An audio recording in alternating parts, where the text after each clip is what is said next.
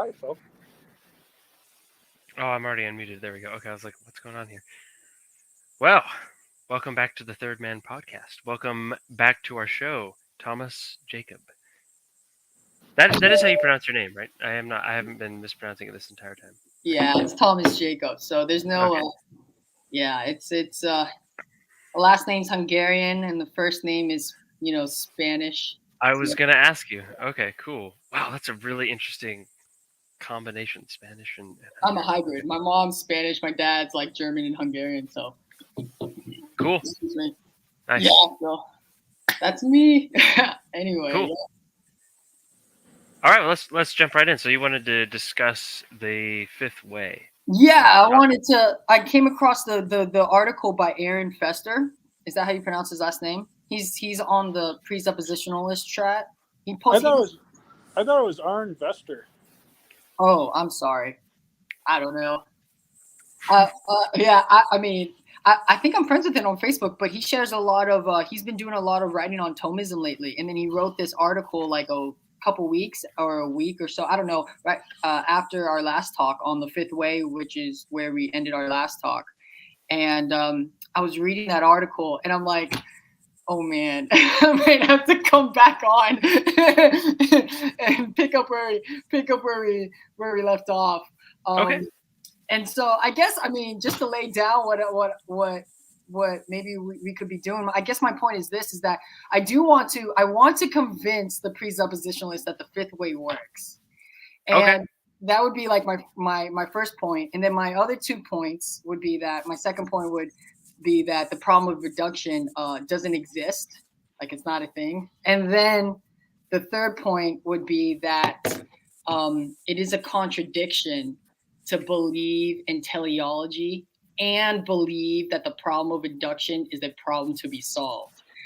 And Fascinating. if the presuppositionalist believes that he says, "Oh, I believe in teleology, but I also believe that the problem of induction is something that there needs to be a solution to the problem of induction," the presuppositionalist would believe into a contradiction, and so that would be that would just be it. So I don't know where you want. I mean, I don't have the article pulled up with me. I mean, unless you wanted me to. We don't. You read it, didn't you? Didn't you read the article? Or I'm sorry, Vincent. Vincent read the article. He read it to me. Oh yeah, yeah. I guess my questions would be like, what do you guys think about the fifth way? What are your objections? And then we can go from there. Yeah. Okay. So let me preface by saying that I'm personally a fan of Frame and Poitras and others who go to a great deal of trying to be irenic about the old arguments. I guess I'm more pessimistic about the nature of formal deductions and formalizations and all that kind of stuff in general. But putting that aside, I really appreciate Frame and Poitras for trying to say, hey, look, if you change a few things in how you orient the argument, or if you change what it's supposed to do, if you basically conform it to a revelational backdrop of epistemology, they can work. And usually the simplest way to make them work for a Van Tillian is you're just turning them into like a second order proof. So you have a stronger type of justification for some belief, but you may have verification types of justification on top of that, right? So the argument would do something like strengthen that justification, not epistemologically, but it might serve the purpose of helping a person understand why they believe what they believe better. It may better help their psychological conviction or feeling of certitude in something like the existence of God. That was a very long way of saying I don't think it's impossible to have some kind of teleological argument that's compatible with Van Til. But if we are super strict and we say, look, here's what Aquinas means by these terms, and here's the epistemological presuppositions and so forth of what he's trying to build there in the fifth way, that's where I think we're going to run into issues, because I think Thomas is working with a kind of an empiricistic backdrop, and Not a fan of empiricists. Mm. Is that like a good way to get started? Yes, That, great. So the issue that like, man, some Thomas come across is that we read people, they talk about the fifth way, and they talk about teleology, and they don't know what the scholastic is getting at here. And we found that you can. I'm going to make the claim that you can find that in this article that I referenced before. That when people reference that point in the Summa, with the archer and the arrow, they're not understanding what a scholastic definition of teleology is, and conflates it with a mechanistic definition or a William Paley definition. And this is very fascinating because if you read certain presuppositionalists and even skeptics and atheists, they so like John Frame in his he has a work called the history of philosophy or something, that's right? right. Yeah. So would you happen by chance have that book? I do. Okay, so in that book, you should look at how he describes the fifth way, right? How he talks about the fifth way, and the way he talks about the fifth way is the same that majority of like everybody thinks of when they think of Aquinas's what Aquinas means by teleology. They think, and you see this, I think it's on like page 239 or something, right? That teleology, a scholastic definition, is basically a form or a subset, or in general the same principle as William Paley's teleology, and they don't understand the exclusive difference between the two. In fact, if you're familiar with like Phaser or Whipple, or let's just go with Phaser here. And I agree with Phaser here. Hal doesn't agree with he actually thinks the watchmaker argument kind of works. Phaser and myself and others, I actually disagree. That the watchmaker argument is a horrible argument because it can't get you to the one and only true God, right? And the watchmaker argument utilizes a mechanistic definition of teleology, and this goes into a different, the debate between hylomorphism and mechanism. And that's an intrinsic philosophy of nature debate that you don't really see in pre-sub circles, but it's pretty prevalent. If you get into like scholastic works, it's a big thing. And a lot of people think that when Aquinas is talking about teleology, he's just a prequel to William Paley. And that's not the case. It's totally different understanding. So before I get into those definitions, what do you think? Like, what do you think? Like a scholastic definition of teleology is? Would you believe that it's kind of synonymous with Paley's, or is there a difference? So I would have to say I don't have offhand Paley's concept of teleology in mind. I don't think I'm familiar enough with that to really give a definition of him. But from my understanding of Aquinas, and there's controversy with how this works out, because there's also like a question about determinism. It seems kind of linked in with this. But from my understanding of scholasticism, the way teleology works out is it has to do with the natures of things. In particular, things have a certain potential that actualizes, and teleology is intimately having to do with how the becoming actual of things reveals something about their purpose or their function or some kind of design that is behind their nature. Whereas, like, I guess from I'm not exactly certain, to be honest, but if I had to spitball, if I had to guess, I'm guessing the mechanistic definition is going to be more interested in conditions of meeting some kind of function or role rather than like a purpose, which those are two very different, right? One is goal oriented, one is like condition oriented. One is oriented about fulfilling certain conditions that make something actual versus something that's aimed at making something actual, and that's just inbuilt into whatever it is you're talking about. Yeah, I think you may be onto something there. So the difference would be this, is that, so when we talk about teleology, we're referring to one's identity, right? So their internal nature. And, if we want to believe that things, if we're whatever kind of realist we are, we want to believe that things have identity, right? So when Aquinas views teleology, he does not view teleology as something extrinsically inserted externally to something. It's not like the thing exists and then teleology is applied to it. So in William Paley's understanding, it's all about the configuration of this watchmaker understanding is very much about the configuration of parts. It's very accidental. So the watchmaker understanding believes the existence of an object's teleology is like dependent on the arrangement of the object's constituents rather than the object's internal substantial form. So teleology is determined by whatever the accidental arrangement of components are. But in Aquinas' understanding of teleology, it has nothing to do with this.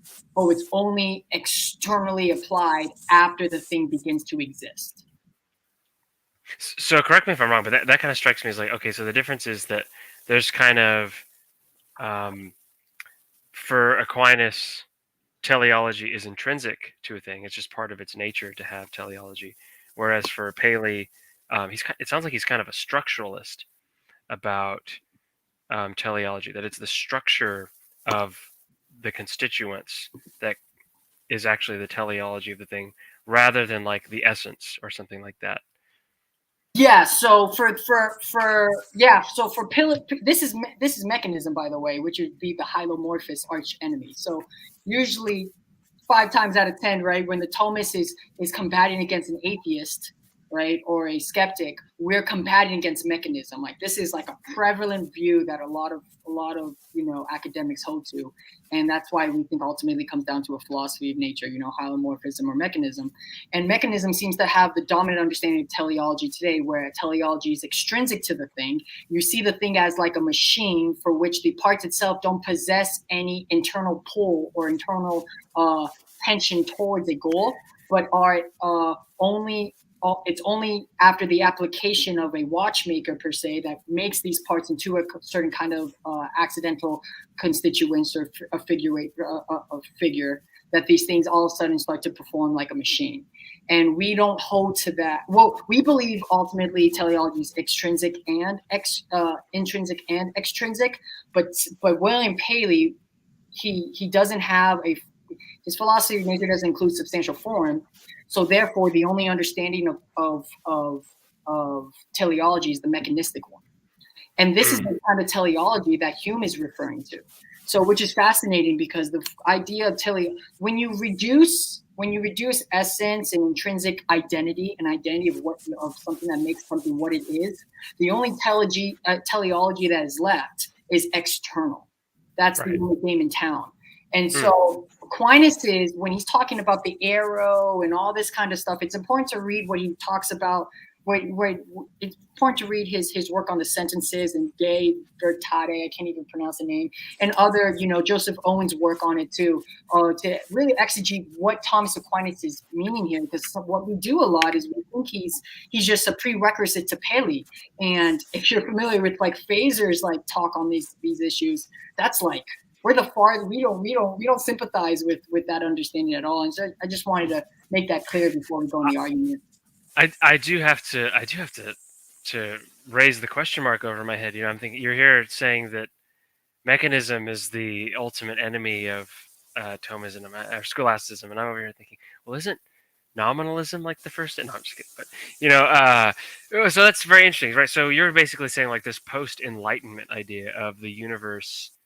God kind of, it's this idea of that kind of runs into deism, of God kind of imposing from the outside his plans and his purposes, rather than organically developing things to possess the plans that he came up with.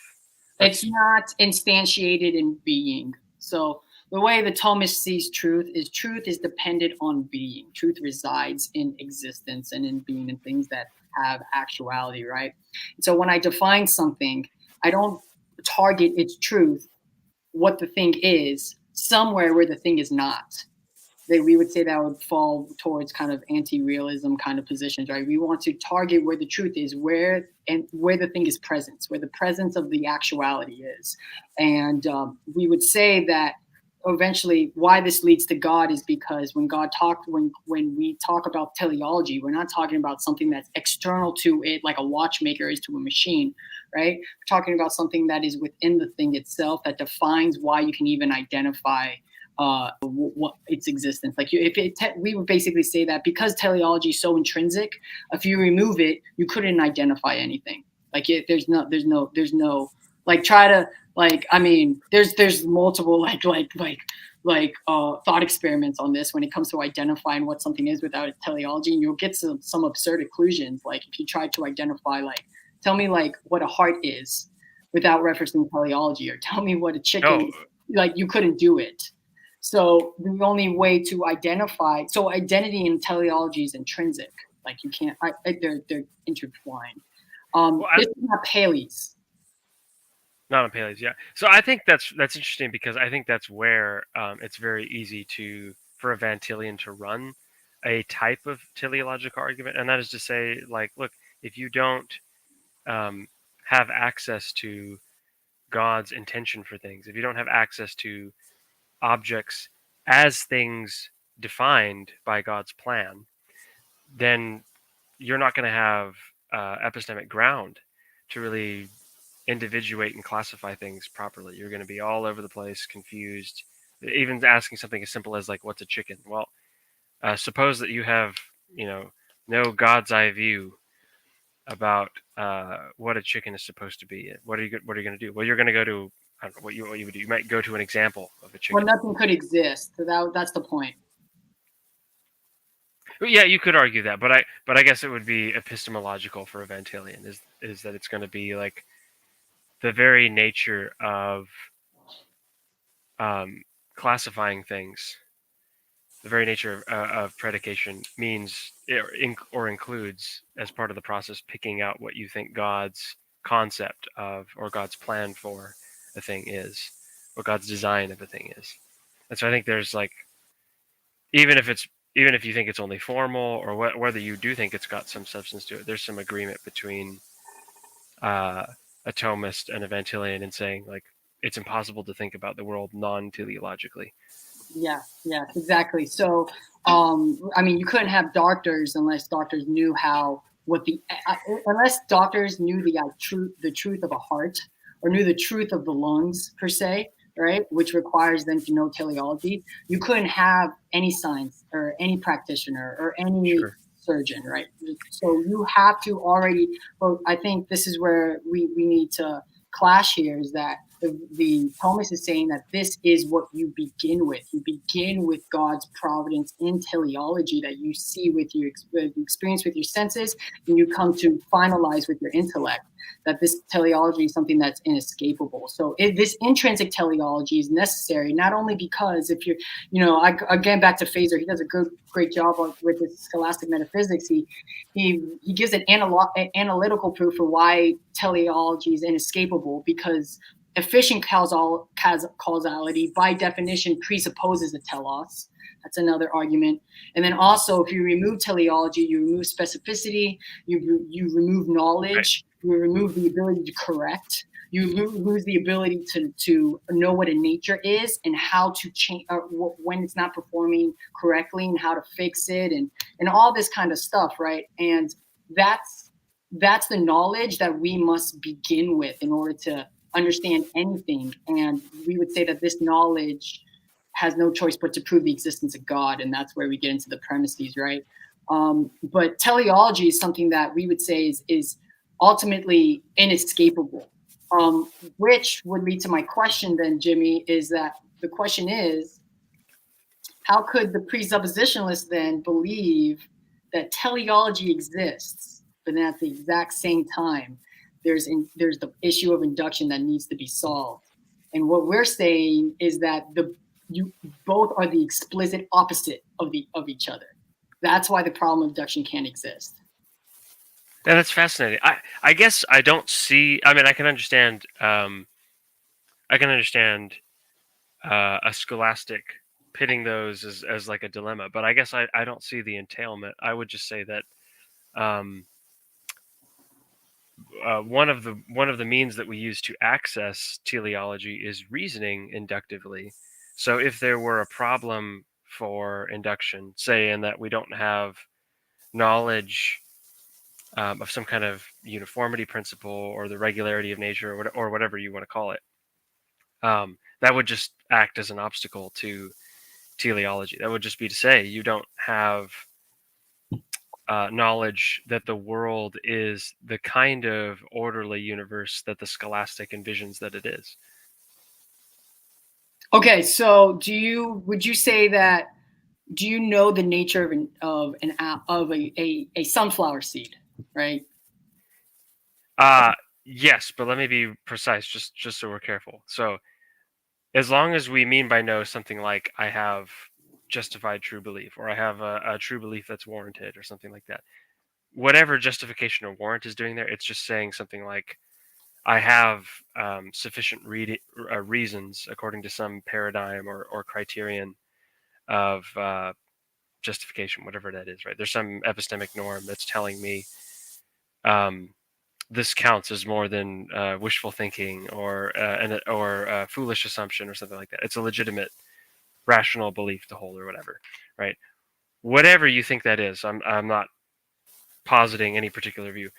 I would just say that it's a sufficient reason, and so I don't think you have to have anything like infallibility or something like that to say I know what the nature of an apple is.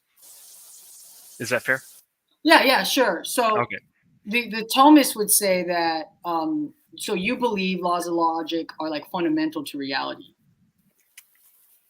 Yeah, something like that. Yeah, I would say I think Is teleology included in that baggage? yeah, I think so. Okay, if that's the case, there's no problem of induction. It's that simple. Well, let me see if I can give you a scenario, and then maybe you can explain to me Sure. what you're thinking there. So suppose I'm not a Christian, for example. I'm not a scholastic or a Van Tillian. Let's use the sitting duck analogy, right? Let's say that I'm a naturalist. I'm not very philosophically read. I'm neither familiar with Van Til nor Aquinas. I'm just the poster child, brainwashed person who bites the post Enlightenment view that Thomas and Jimmy both hate, right? Uh, and so the world is just this machine, and all we're doing is coming up with useful constructs in our minds of what an apple may be in order for us to have control over our environment. It seems to me like that person doesn't have the right metaphysical resources to say he's in a position to know that the universe operates orderly enough for him to even form constructs. Seems like his metaphysic undermines his epistemology in that way. Could this person, let's give him a name. Let's call him Timmy. Okay. Could Timmy be a heart surgeon? Despite, not because of, but despite his constructivism, yes, I think so. I think he would basically operate on the knowledge he has of God, even though he is. How is it possible for him to be a heart surgeon if teleology is not something that, well, you would agree that teleology is something that's presupposed in creation, right? Yeah. Okay, so then in order for him to operate on a heart or lung per se, right, he's ultimately acknowledging the existence of some truth about the world, right? Yeah. He knows this, right? Now, yeah, in a way, yeah. Well, he would know it. He would know it quite well if he's a heart surgeon, right? Because in order to do any of that kind of stuff, you have to know how something ought to be like, right? Sure. So if you believe that heart surgeons exist, what you're acknowledging here is that that the existence of the teleology exists. The ability for the teleology to communicate its identity exists, and that the heart surgeon knows it. And when you're doing that, all I need to illustrate is that people have true beliefs about the world because teleology is inescapable. one of the reasons why the problem of induction is not an issue is because of something like that. So what the Thomist is saying is that because of this true knowledge that everyone can have, that is why God would be inescapable, who would ultimately be the end of all causes. But as a presuppositionalist, I have to say that those principles are not enough. Sorry, the pronoun there. So which principles are not enough? The principle. So intrinsic teleology doesn't give me the thing's identity of its own. The thing of itself does not communicate to me it's the real truth of what it is, because I would eventually need glasses to help me interpret it. But if intrinsic teleology is truly internal to what the thing is, and people can become like heart surgeons, well, that would presuppose that the teleology not only exists, but it communicates, and that the heart surgeon also knows it. And if I have those things, I have an argument for why God is inescapable as the ultimate end of all causes. But if that's the case, why do I need an extra set of lenses when the existence of the heart itself, its telos itself, already satisfies to communicate that job or that duty? Does that make sense? It does make sense. I can't. You know that thing where you see like 5 different things that you can touch on, and you're like, I can't tell. Go ahead, man. Is the most important. Like, I don't know what to start with there. So forgive me. Be gracious with me. I'm trying to figure out like what's the root of the disagreement here. Okay. I think first of all that there's some fundamental common ground in that neither of us think that the person can escape the teleology of objects. I'm uncomfortable with the language. I guess I would have to investigate what you mean by this, but I'm uncomfortable with the language that the teleology communicates what something is. Rather, I would say that God communicates to the person through its teleology what it is, right? So if that's what you mean by it, then I don't think there's any disagreement about if that's the case, how an object. If that's the case, then this problem of induction is not a problem. We're just trying to say that the problem of induction is it's a lie. It's not true. It's not real. Yeah, I don't think that Ventilians. So here's what correct me if I'm wrong. Correct me if I'm wrong. It sounds like you think Ventilians are under the persuasion, and maybe there's someone out there saying this, and if there are, point me to them because I'll just disagree with them. But I don't think Ventilians think that the problem of induction is like a legitimate objection to Christians thinking teleologically, and we need this other stuff going on to like make up for that. I think the point of the problem of induction is to say, look, if you take God out of the picture, if you take Jesus out of the picture, there's no Jesus ruling at the right hand of God benevolently for human beings. There's no Holy Spirit giving common grace. There's no God the Father sending the Son to speak the world into existence and all that stuff. We take that all out of the picture. Where do we get teleology now, right? The disagreement wasn't really that there's no teleology there. The point is to say, I think, like, look, you can't have this. You on the one hand, how are you going to be a heart surgeon if you don't believe in teleology? On the other hand, how are you going to believe in teleology if you're not a Christian? I think that's the point the Ventilian is trying to make. I'm trying to I guess maybe this clear up is that the difference between us two is that one believes that nature itself is sufficient of resolving an issue that wasn't a problem to begin with, and the other is saying that nature does not perform that duty. You need special revelation as well.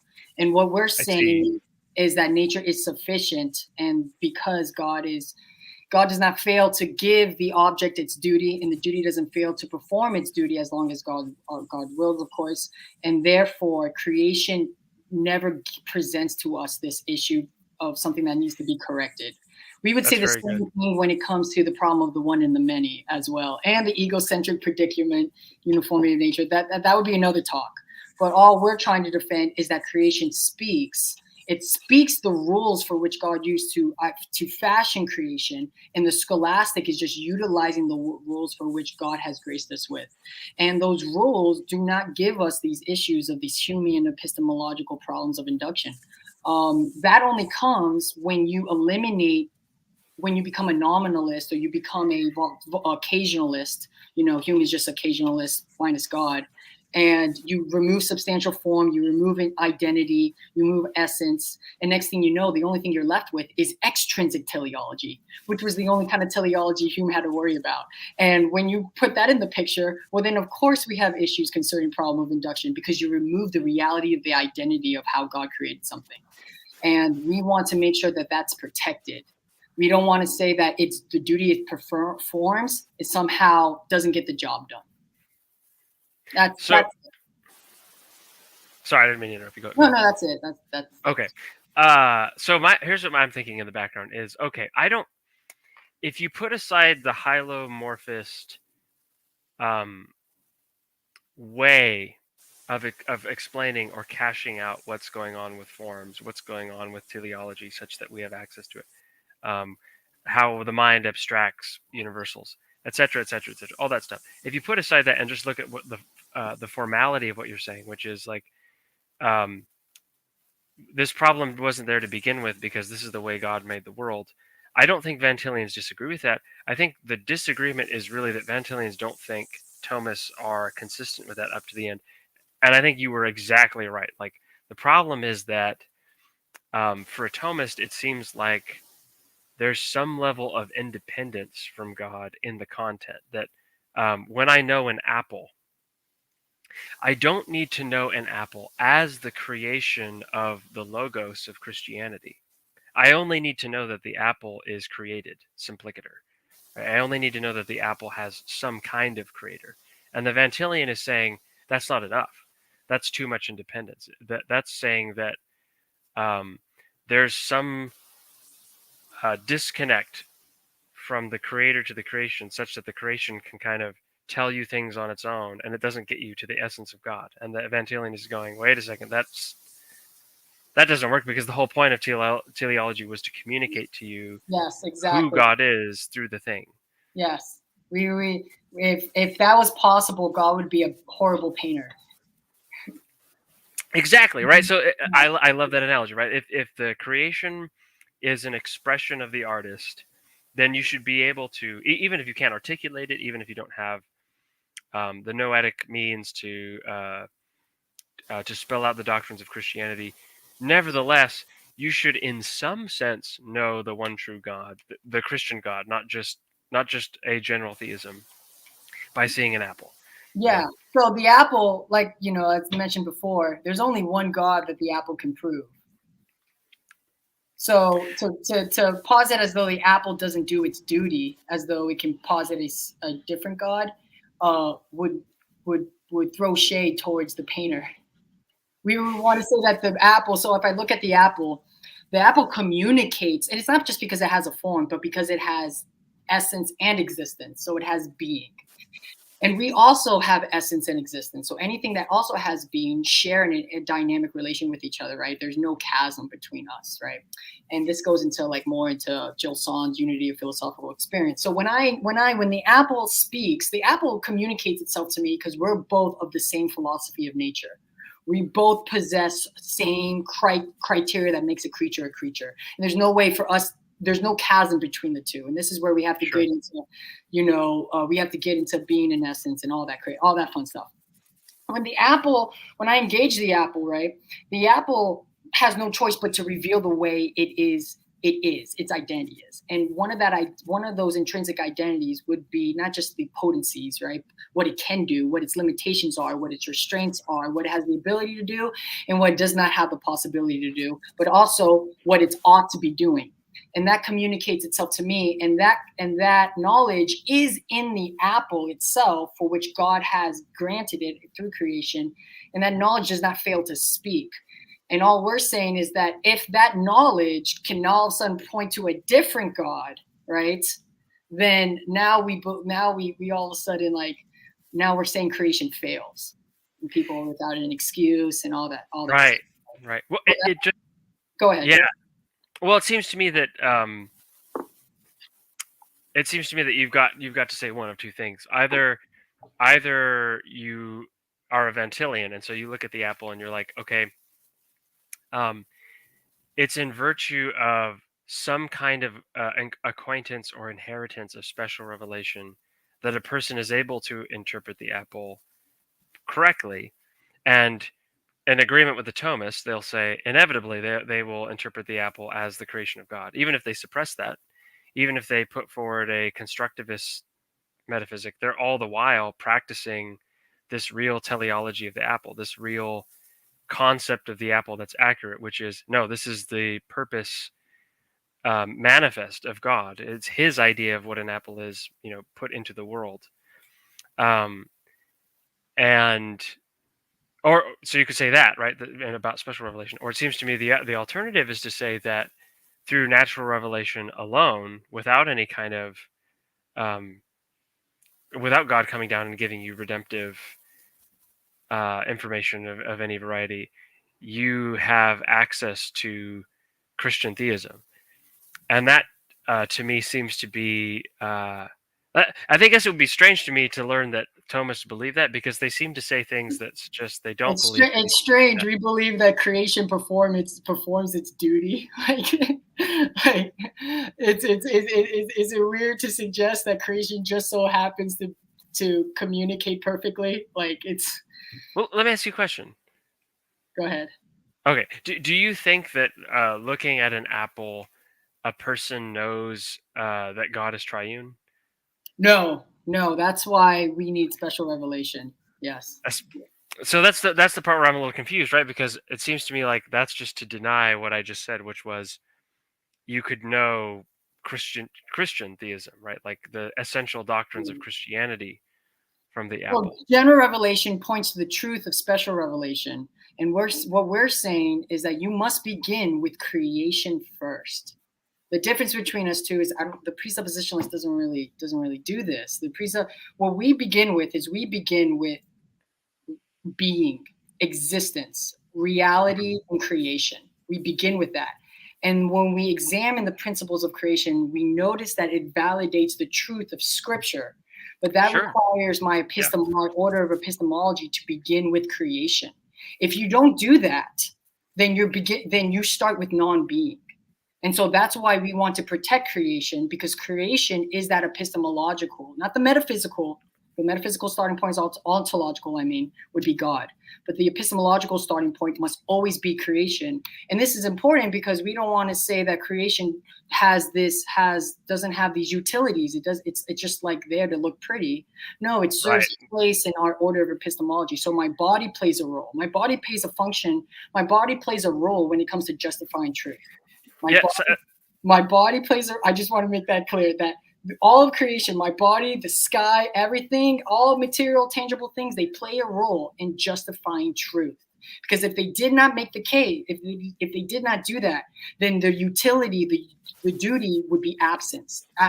There would be no, it would be like, God didn't, there's no purpose for these things. The purpose of these things are ultimately guided for me to know truth. And my body and creation are those starting points. So I just wanted to make that clear. I'm sorry. I didn't mean to interrupt you. No, I'm very glad. No, you weren't interrupting me at all. I didn't feel that way. So I still feel like the major. Oh, real quick, actually, quick point. I think it's funny. You bring up even my body. I'm like, okay, at some point, you and me need to have a discussion with Vincent, because he's an old-fashioned like Cartesian dualist, and it's makes sense. It's a well, little sad. I actually agree with Bonson here. I agree with Bonson, which is funny because like I was listening. I listened to a lot of Eli and what have you, but Bonson's guys like it. Dualism, this idea of dualism, property dualism, substance dualism, guys, that's going to affect our epistemology, and I would have to side with Bonson on this one because he wasn't a big fan of those things. He actually kind of moment. Bro, you have no idea how ironic this is. How many times me and Vincent have argued about this? Because I also have. I wouldn't classify myself as agreeing like 1-to-1 with Bonson's anthropology, but yeah, I deny dualism. I just think it's wrong. I think that the arguments for something like a neutral monism get you started in the right direction. I wouldn't call myself a neutral monist, but It's so funny because I believe Dr. or Joseon would say this of the Cartesian. If Joseon was alive today, and if he knew about presuppositionalists, he would definitely say that Vincent was consistent. He would, because for those students of Joseon, they see presuppositionalists and they're just regurgitating a critique of knowledge, which is post Copernican revolution Kantianism, which they would believe is something that presuppositionalists hold to. Although presuppositionalists, as you know, write against idealism all the time, right? But you can imagine there's a lot of students of existential Thomists who would say that, it's not surprising you're a Kantian, because that is basically in the same pond as the idealism for which they would accuse presuppositionalists. Oh, yeah, it's burned. Yeah, I know, but people don't know that presuppositionalists wrote against idealism. Yeah, it's something that that's where Van Til got started. Yeah, Kuiper and all those other dudes. The neo-Calvinists, yep, definitely. Yeah, and you know what's interesting is that during the time of Gilson in the Pontifical School at Toronto, during like the 1920s, 10s, 30s, 40s, idealism was also making its run in Thomistic schools as well. And they were called critical realists. Right, critical realists, and Gilson went a lot on this, and I do agree with him with him on this point that it's either all or nothing. It's either you're a full blown realist, or you're eventually going to fall into these German idealistic traps, right? But that would be an issue for another time. I don't know if we got on a tangent. We did, yeah. But I just wanted to tease my friend Vincent, because I was like, oh look, it's something me and you agree on, and Vincent just has this more old school. So, but no, okay. So I think the disagreement right now, and I don't mean to like be a broken record here, but I really think the disagreement is on like what an apple is communicating, specifically what God is communicating through the apple. And the issue for me is that I really don't see a way around this. You've got to say one of three things: either the apple is not communicating Christianity specifically; it's communicating something like a general theism. And you might have information by which you can infer that because Christianity is the most probable or something like that, you can then rule out which theism it is. You can narrow it down. This is why I think it's not, and I'm not trying to misrepresent you or anything, but I don't really think it gets to the disagreement to say there's only one God. Yes, there's only one God, but the question is whether the apple tells you which only one God it is. So even if you believed there's only one God, you could still be a Mysterian, you could be a Muslim, you could be a modern rabbinical Jew, right? So there's all these different kinds of monotheisms, and the problem is like, okay, well, they all believe there's one God, but which one, right? And so does the apple not reveal Christianity specifically? Does the apple, apart from special revelation, reveal Christianity specifically? It seems like Thomas and Van Tillian is in agreement. That doesn't fit, right? Scripture can only be understood as being true if you begin with creation. That's what we're saying. You need to begin with creation, or else you can't. There's nowhere else to start, dude. I guess we'd have to. Well, let me say this really quick. I talk to I have a lot of precept friends, and some of them are in Ratio Christi. And there was a great conversation I had with another guy who is big in presuppositionalism, and I pressed him on this point. I'm like, listen, because he's big on the transcendental method. Van Tillian is very much transcendental in their methodology, and I'm real. And this is something like Gilson and Maritain and Joseph Owens talks about as well. So there's a lot of relevance here. If you use a transcendental method, you're gonna start a play. You're not starting with creation. You're not starting with being. You're not starting with existence. And my presuppositionalist buddies would be okay with affirming that. Yeah, we don't begin with the way God creates the world. We don't begin with existence. We don't begin with creation. And this is where the Thomist is like, well, then no wonder that no wonder you think the problem of reduction or the problem of the one in the many, or the egocentric predicament, all this kind of stuff are issues that need to be solved.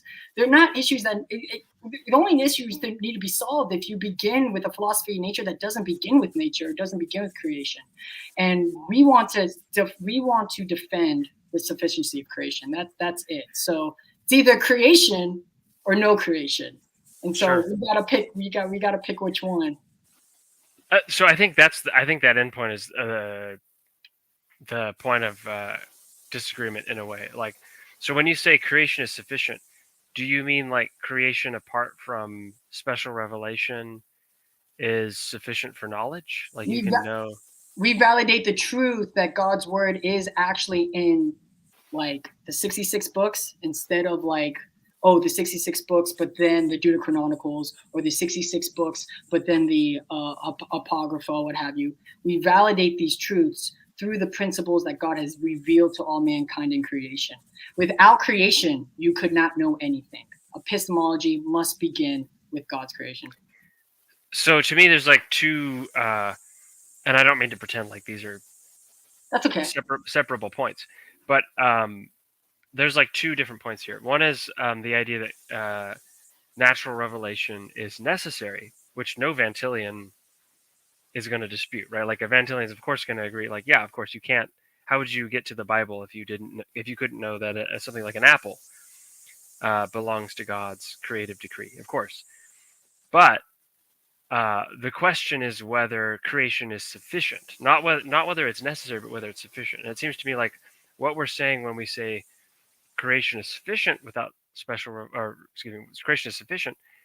What we mean is it's sufficient without special revelation. And at that point, that's where the real disagreement is. It's at the point where you can say, hey, I can get around in the world. And here I'm thinking of like how Thomas Aquinas talks about politics, and he even thinks like unbelievers can construct a natural theology of politics, like and can govern an entire society well and morally without calling upon scriptural knowledge, and that's baffling to me. But like, yeah, I mean, if that were sufficient, right? It seems like it's necessary. Okay, so it's not sufficient, but it's necessary. Well, sufficient for what? For gospel? No, it's not. Right. And that's why. But you wouldn't know what the gospel is unless you begin with the truths of creation. Is it sufficient for knowledge, though? It's sufficient and necessary for knowledge. You can't know right. anything without creation. Creation is the first starting point. It doesn't. And so Bill Roach actually has a good segment on this, man. Are you familiar with Bill Roach? No. Bill Roach, he's a graduate from SES, so yes, another Thomas, right? But he has a good he has a good podcast, and he does a lot of his doctoral thesis had a lot to do with presuppositionalism, and he's in his work he makes the case like we don't argue transcendentally, we don't argue absent from being. We don't argue absent from existence and creation. We don't do that. We begin with us, the world that God has created with, the truth that he has revealed to know why God speaks. And that it's either you begin with existence or no existence. And the existential Thomists, the reason why we're called existential, right, is because we believe that existence is the first principle of all principles, which is why God is inescapable. But I can't know scripture, man, unless I presuppose I start with creation. And what's fascinating is that my other presub brothers and sisters, man, we talk about this, and they would be like, and they're probably listening right now, they'd be like, yeah, no, we don't begin with creation at all. And then when someone bites that bullet, when someone bites that bullet, then okay, well then here's the things you got to now. Here's the slippery slope now. You know, if that's the case. And I don't want to go too much into those details, but at least if there's any like agreement we should have, I think it's that before your special revelation, you must begin with God's creation. Creation comes first in epistemology. If that's something we don't agree on, of course, that's probably because we both have a different interpretation. We have different. I have a philosophy of nature. You have a philosophy of interpretation, and so of course it's going to clash, right? To some degree. I think so. Like against maybe what your friends are saying, because there's first of all, they would say no. We begin with God's special revelation. We begin with God's special revelation, and then we know why the future would be like the past. We know the problem of the one and many and all that stuff. And And that's transcendental reasoning that excludes creation. Creation is what we want to emphasize is the starting point.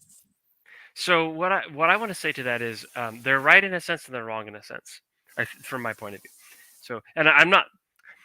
See, no matter no matter how I address this, it's like how do I talk about this so I don't seem like a jerk and I'm not straw manning people. It's very hard. Okay, um, look, when we use the phrase "begins with," it's a good phrase. I'm not saying we shouldn't use this. I hope nobody's is hearing what I'm about to say as like, oh, I want to be a semantic pedantic. Like that's not me. That's not what I'm trying to do. There's ambiguity in the phrase, so it's fine. What did you say? There's ambiguity. Yeah, but it really is ambiguous when you say begin with. And so there's nothing wrong with using that phrase, but you have to be careful to maybe clarify what you mean by it, right? So begin with could mean something like the psychological processes by which you're acquiring certain certain items of knowledge. You could merely be talking about time. So if you think of like a timeline of someone's consciousness, bloop, here's where you learn about the existence of apples. You've never seen them before, and then suddenly you've got apples, right? Or maybe you want to make the point that I'm not saying you in particular, but maybe someone wants to make the point that, hey, look, there was a time when I knew nothing about the Bible, and then all of a sudden I got it in my in my experience. I came across the Bible and I started to read it, right? So you could mean begin with in all of those senses. I don't think that's what the Vantillian means when he says beginning with Scripture. I think the point of the Vantillian is that, and this is Van Til inheriting Voss's model of revelation. The point of the Vantillian is that there's an organic whole that natural and special revelation form together.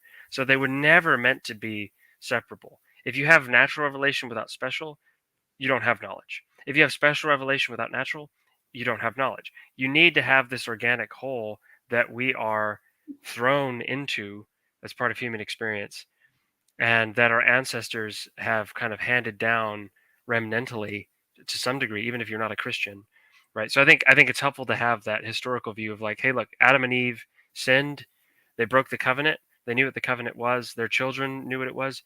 When false religion started to come on the scene, it was just people who knew who God was, who had Christian theology essentially for that time period, right? Whatever you consider Yahweh worship of the time, the first world religions to come along were just people messing with that.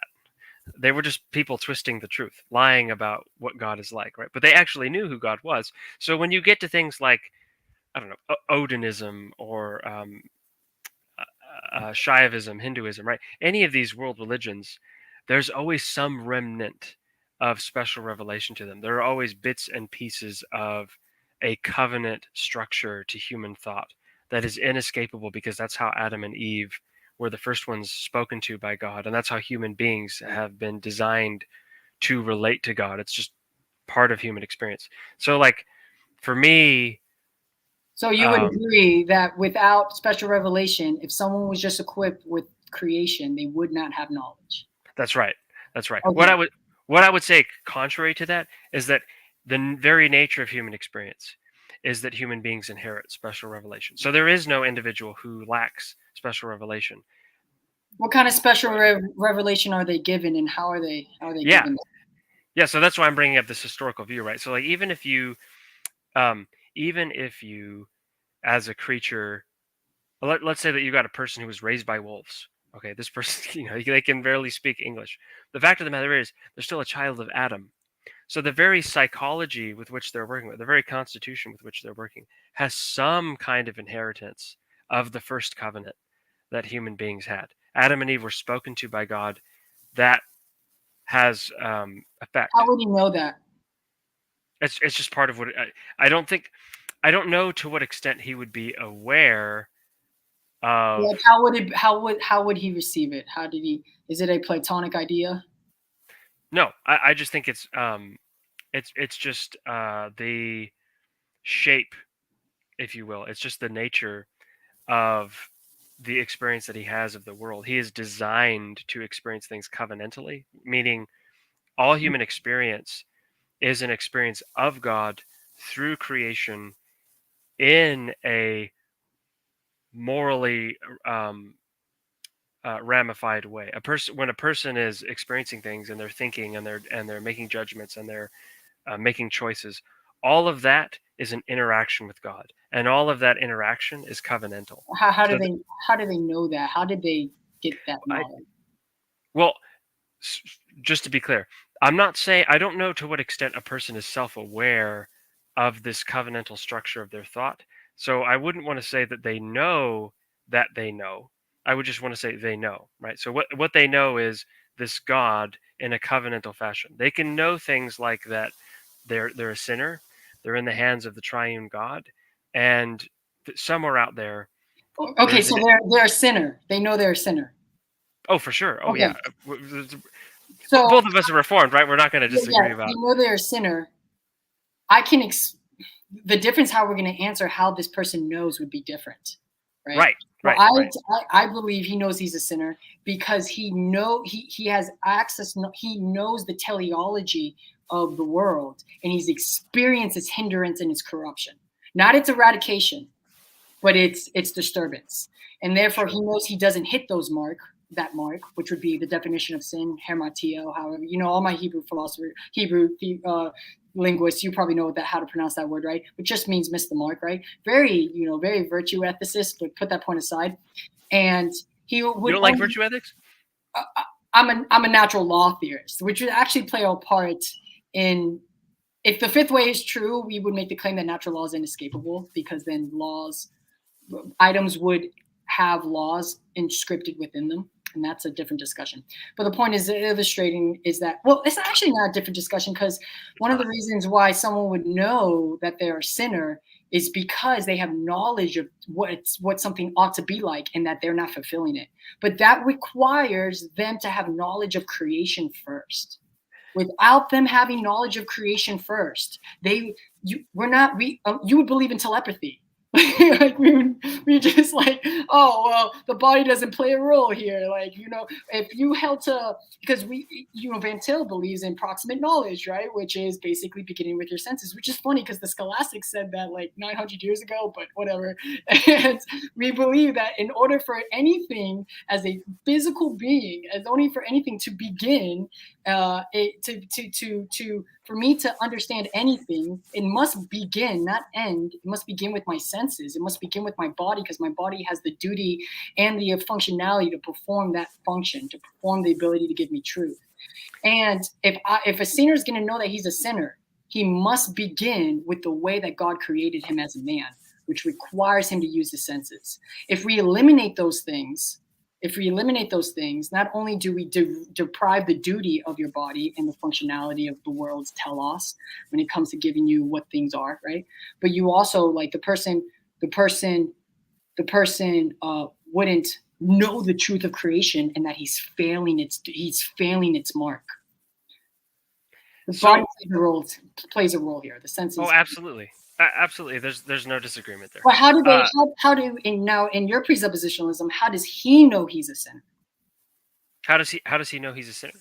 I think that he has it's a combination of maybe like three things, right? So I think on the one hand, because he's a human being, that means part of his very psychological constitution is to sense God.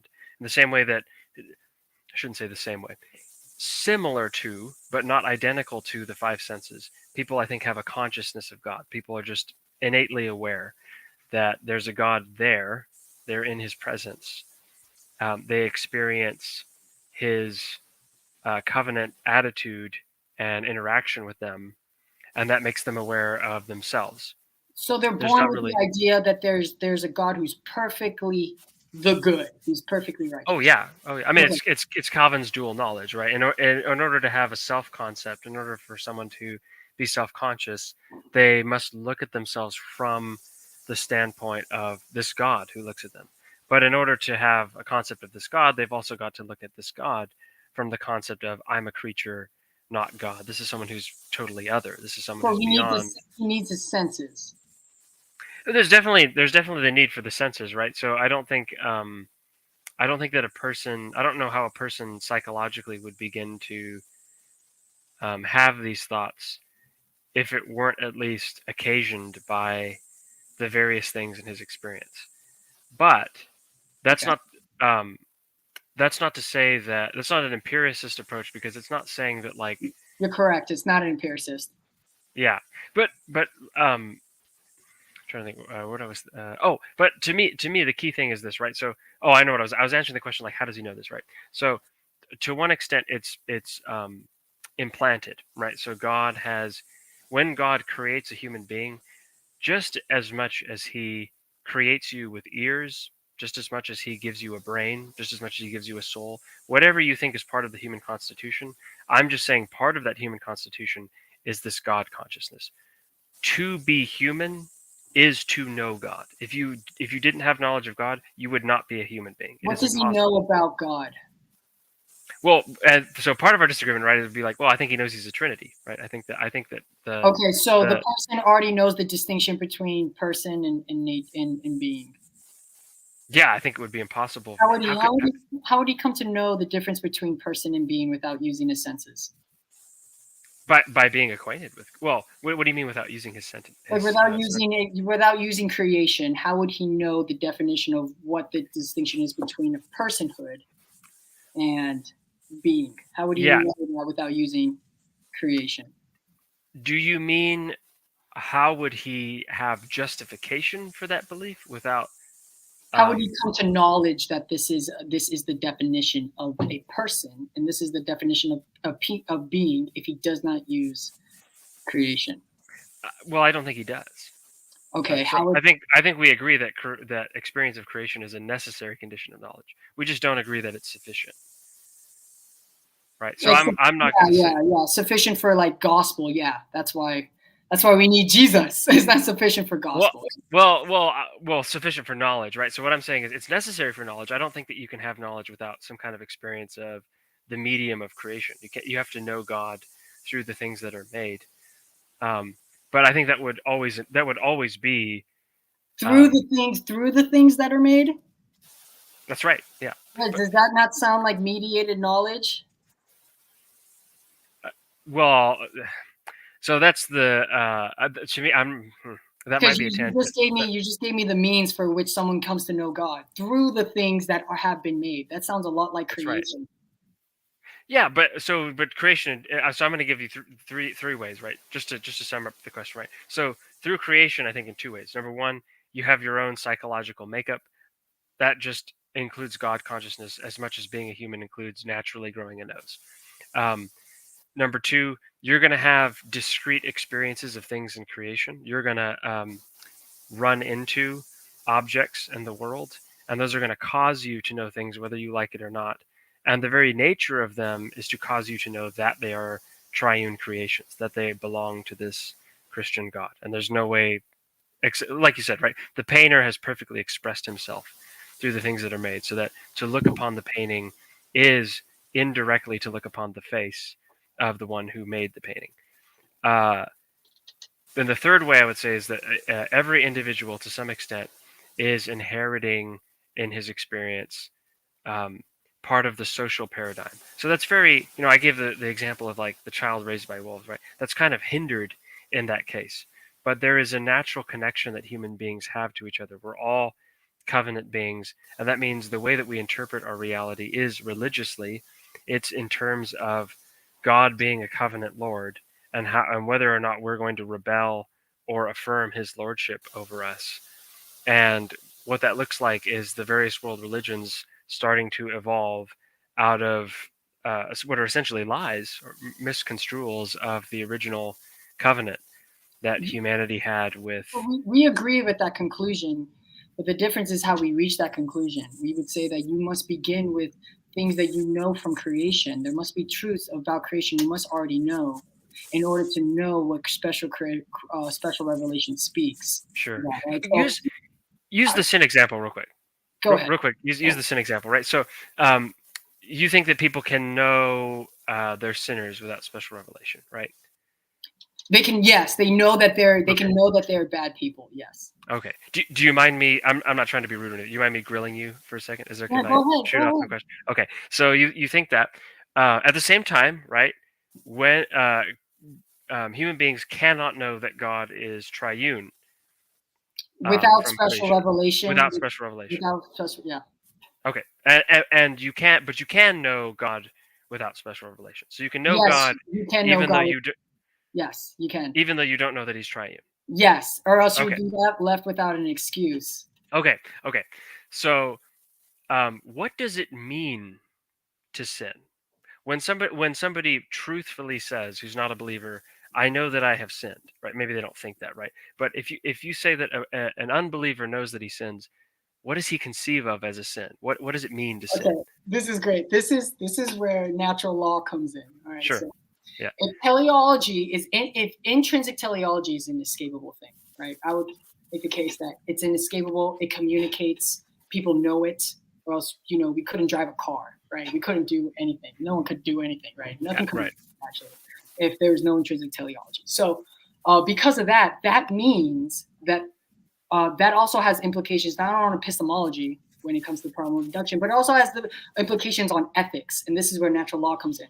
If things of their own nature possess a telos, that means that things of their own nature possess laws, that there are prescriptions within items of creation that God has fashioned, that when the knowledge of God's this is where the fourth way comes in, right? Degrees, right? What's more holier, what's less righteous, what's more righteous, what have you, right? These things don't exist apart from God's creation. That's like they don't say, oh, here's creation and here's laws, right? Here's prescriptions, here's teleology, and it's just over here, and we have to look at another source to get it instead of looking at creation itself. According to natural law, these laws are persisted and revealed through creation as well. Creation magnifies these intrinsic laws, intrinsic telos, because teleology plays a role in ethics. So if someone can know teleology, which I was trying to make the case like a half an hour ago that it's impossible for someone not to know teleology, then that means that someone also knows how something ought to be done. And if someone knows how something ought to be done, right, because they have knowledge of teleology, then they know when they screw up, right? So, for example, I don't want to give an argument for moral realism that can kind of play a part into here, right? I mean, we can go give a defense for cognitivism and moral realism, but put that point aside. If I just want to be scholastic here, when I talk about right and wrong, that is presupposing that I'm disobeying a law that God has inserted into the very fabric of creation itself. And because creation always speaks, and the subject the subject is created to know that creation. The subject can know when he's disobeying the laws of reality, disobeying ethical laws. So that's one of the reasons why he would know he is missing the mark. This is, before like Hebrews per se. Like when I really think that there's a good segment, I forgot where I watched it from, where the Hebrews have this strong identity of like they strong perception of virtue ethics when it comes to hitting the mark. And we would say that kind of lines very nicely with natural law theory. Go ahead. I'm done. Okay. No, that's fine. So here's going to be my follow-up question, right? So,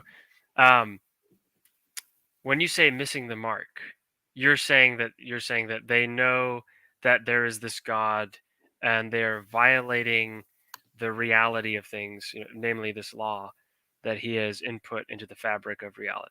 They're violating the way He has made things, in that they are supposed to be a certain way, and it's against His plan for how they are supposed to be, how they're designed.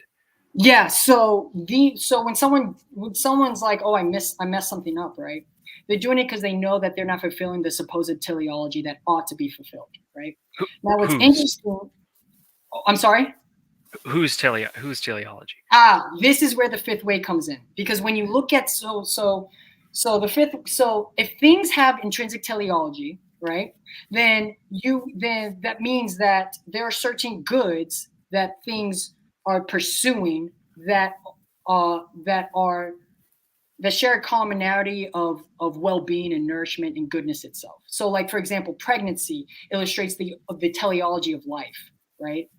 That's the point. It's trying to create life. There's a good there that's being communicated. Education. Sure. What's the teleology of education? It's pursuing the goal of truth. That's another good. Diet, food, what have you? Food. Raising healthy plants, whatever. What's the teleology of food? Well, it's to produce health. That's another good that it pursues. Family. What's another like teleology of like family would be like love. All these things, life, truth, well-being, wisdom, intellect, education, love, health, they all share goodness. And if the Yes. fifth way is correct, that goodness is God itself. And the unbeliever who does not know Christ can know that. That's Okay. one of the reasons why he would be left without an excuse, because his intellect has no other direction to go unless he wants to use his sinful heart to rebel. Right. So there's some agreement there, but so here's my issue, right? But they don't know. They know that there is this God. They know that they're sinning against him. Yes, they can know But- that there is a God. Yes. But how do they know that it's not the Muslim God? So The reason I ask that is because, look, hey, if in order to know what sin really is, you have to know who you're sinning against. But if I can't know whether I'm sinning against the Muslim God, the general theist God, or the Christian God, I'm going to have completely different conceptions of sin based on those religions, right? So yes, how would I even begin to interpret what sin is if I didn't have exactly the right God this in my is concept? how. So and again, the precept of Thomas is going to disagree here. But when prophecy is given, right? What's the test of prophecy? Well, we would say it would. We say that there needs to be external validation of that prophecy, right? Sure. If I'm going to know that Christianity is true instead of Islam, natural revelation needs to prove Christianity instead of Islam. And that's what the classicalist does. But okay, so remember, so we want to say that like native, Indian Native Americans, right, living over here thousands and thousands of years ago. All right, but we both want to say they know God. They do. And okay, and I'm not misrepresenting you if I say the Thomist wants to say creation without special revelation is sufficient to know God. Yes. Okay, Well, and also to know that they're sinners, right? you couldn't be like I'm like I don't know why that shouldn't be a debating point. It should be obvious that if people are without an excuse, there is always some innate knowledge of their creator. But the way Sure. they come to that knowledge requires creation. That's all we're trying to put. Well, I think it's more than that, right? So it's not the necessity of creation; it's the sufficiency of creation. And the predicament I'm trying to point out is, hey, there seems to be a straightforward problem here that in order to really understand what sin is, in order to meaningfully say I'm a sinner, I have to know who I'm sinning against. I can't rightfully construe what sin is if I don't know what it is, who it is that I'm sinning against. But I can't know who it is that I'm sinning against if I don't know that it's not any of the non-triune gods. And I can't know that because natural revelation is. Would you say that excuses the person? I think so. It would. Well, wait. So contra. I just want to be very clear. I'm not saying Reformed scholastics think unbelievers have an excuse. That's not what I'm saying, right? What I'm saying is that is despite and not because of their epistemology, right? I'm saying there's in R.C. Sproul's words, right? There's a happy inconsistency, and I think that happy inconsistency is even though on this epistemology unbelievers would have an excuse. They have the excuse of, God, you didn't tell us you were triune. How would they have an excuse if creation has no choice but to reveal only one creator and one God? But they still don't. They still don't know that creator. They don't know that creator okay, this is the Muslim God. But this is good, okay? Because this is what I talked about with my precepts buddies. We ultimately creation doesn't perform this duty.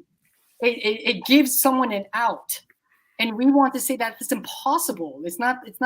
Let's say if God decided to not come 2,000 years ago, but to come 2,000 years in the future, right? People would still be left without an excuse because creation fills that role. It performs that duty. I don't want to say that therefore some Indian people down in Sri Lanka or something, right? They're all of a sudden excused because they didn't know the hypostatic union. No, because they're held accountable because of what creation reveals, and creation can only reveal the one and true God.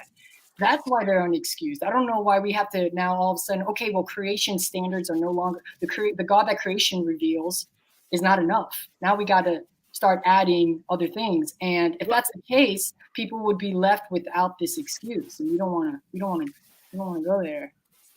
Well, I think what I'm saying, Thomas, is that we both agree people can't be without an excuse, right? But what I'm arguing is that if you didn't know God was triune, right, or if you couldn't differentiate that God, and by differentiate, I don't mean you have the power to, or the knowledge, or the intelligence, or the cleverness, whatever, to articulate, to express with your words and your sophisticated philosophical modeling, or whatever you want to call it, theorizing, philosophizing. I'm not saying that a person has to be able to do that. I'm merely suggesting that a person has to know the Christian God in contradistinction from any idol, be it Islam, Mormonism, right? So a person can't have an excuse, but a person. Creation can't reveal the Islamic God or the Hindu God. It's not like the Islamic God is very much voluntaristic and occasionalist, and this is something Aquinas and Avicenna clashed with. Well, Aquinas came after Avicenna, but So here's my trouble, right? It's that, look, in order to know that the God of creation is not Allah, right? You would have to know that the God of creation is triune. You'd have to know certain things about the God of creation that are distinctives of Christianity. But that would just be, but there's only two ways you can do that. One way is to say that, hey, natural revelation gets you all the way to the gospel. And I don't think either one of us would do that. Yeah, yes. But the alternative, right, the Van Tillian way of doing this is to say, actually, it's because nobody is without special revelation. There is some level of special revelation that everybody has, because that's just part of the organic whole of revelation that makes up everybody's experience, right? So we agree. Creation's duty creation doesn't do it. That's what we're trying to hit at. Creation, it doesn't reveal the Trinity, right? Well, it doesn't reveal God. That's well, that's okay. I'm not saying that in a vacuum, right? My inference is, if it doesn't reveal the Trinity, it can't tell you. It reveals a different God. No, it's not that it wouldn't reveal a different God. It's that it wouldn't reveal God, right? In order to. I'm sorry. No, it's okay. It's okay. I just find this, all my presuppositionalist buddies, they all say the same thing. Creation. And I'm like, well, wait a second. Well, we have to bite then, if that's the case. And I don't want to bite that bullet, especially if we can. If we can know that creation, we can know, what creation says. I don't want to go that route. But what's interesting about the presuppositionalists is that they think that creation, like, there's this duty it has to communicate the one and only true God. And they would say, oh, but it needs a lens too. And that is, but wait a second. That's like, oh, let me create this painting so everyone can know I'm the painter. Oh, by the way, the painting, you can't really know the painting by itself. You need something else with it. That I don't want to. Yeah, I mean, do you agree with that? Yeah, I think that's getting closer to an analogy. So the analogy that, like, Douglas Wilson uses, I don't think Douglas Wilson is, like, the most profound Van Tillian thinker, but every once in a while he has, like, a really almost C.S. Lewisian kind of insight into epistemology, and this I thought was one of those is very profound. He compared creation to sort of like entering a friend's house from church. You go to a friend's house and they've got cookies laid out on the table. You come and you smell the good cookies. You're like, this smells delicious. You're like, you see that this is obviously what your host has made. You may get some sense that they're made for you. And lo and behold, right next to them, there's some paper that reads, I've made these for the guests, right? In other words, you get the author of the cookies' interpretation of his own work. And those are meant to come together, right? The point of the analogy is to say, like, look, you can have all this experience of the cookies, but if you don't have the interpretation of the cookies from the author, you're going to be in trouble. And if you don't have the cookies, there's nothing to interpret, right? Like, they have to come together. It's not special revelation exists in a vacuum and then we can jump to creation. It's not creation exists in a vacuum and then we build our way to special revelation. They're both part of an organic whole. Okay, and they're always meant to. You agree then that creation of its own nature, of the way God has created its duty and its telos, right, does not give you that painter.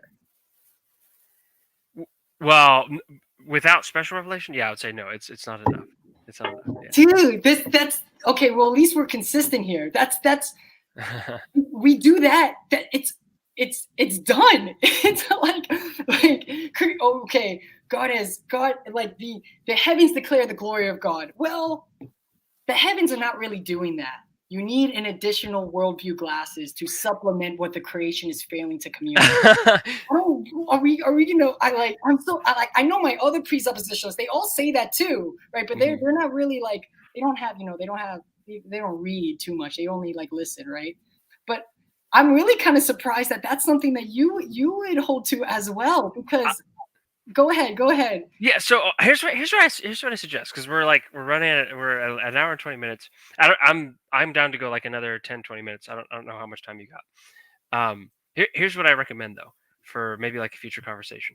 You had this guy that you said was really good. He had a podcast, I think, or a lectures. And I wanted to get the name.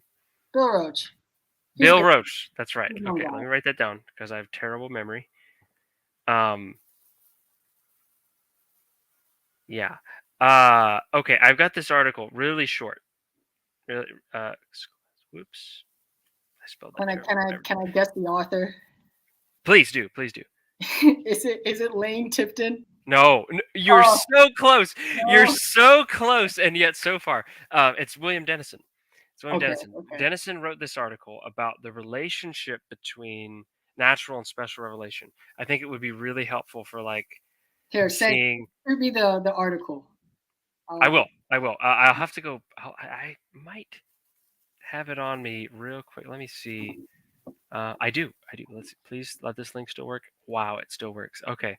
I don't know how to post it in here. How do I do that? Is there a chat? Can you see this? Private chat? I'll do a chat and I'll put a bookmark on it. Perfect. Okay. Let me know if that doesn't work. I can try to, because then I know I have to go look at it. Perfect. Okay.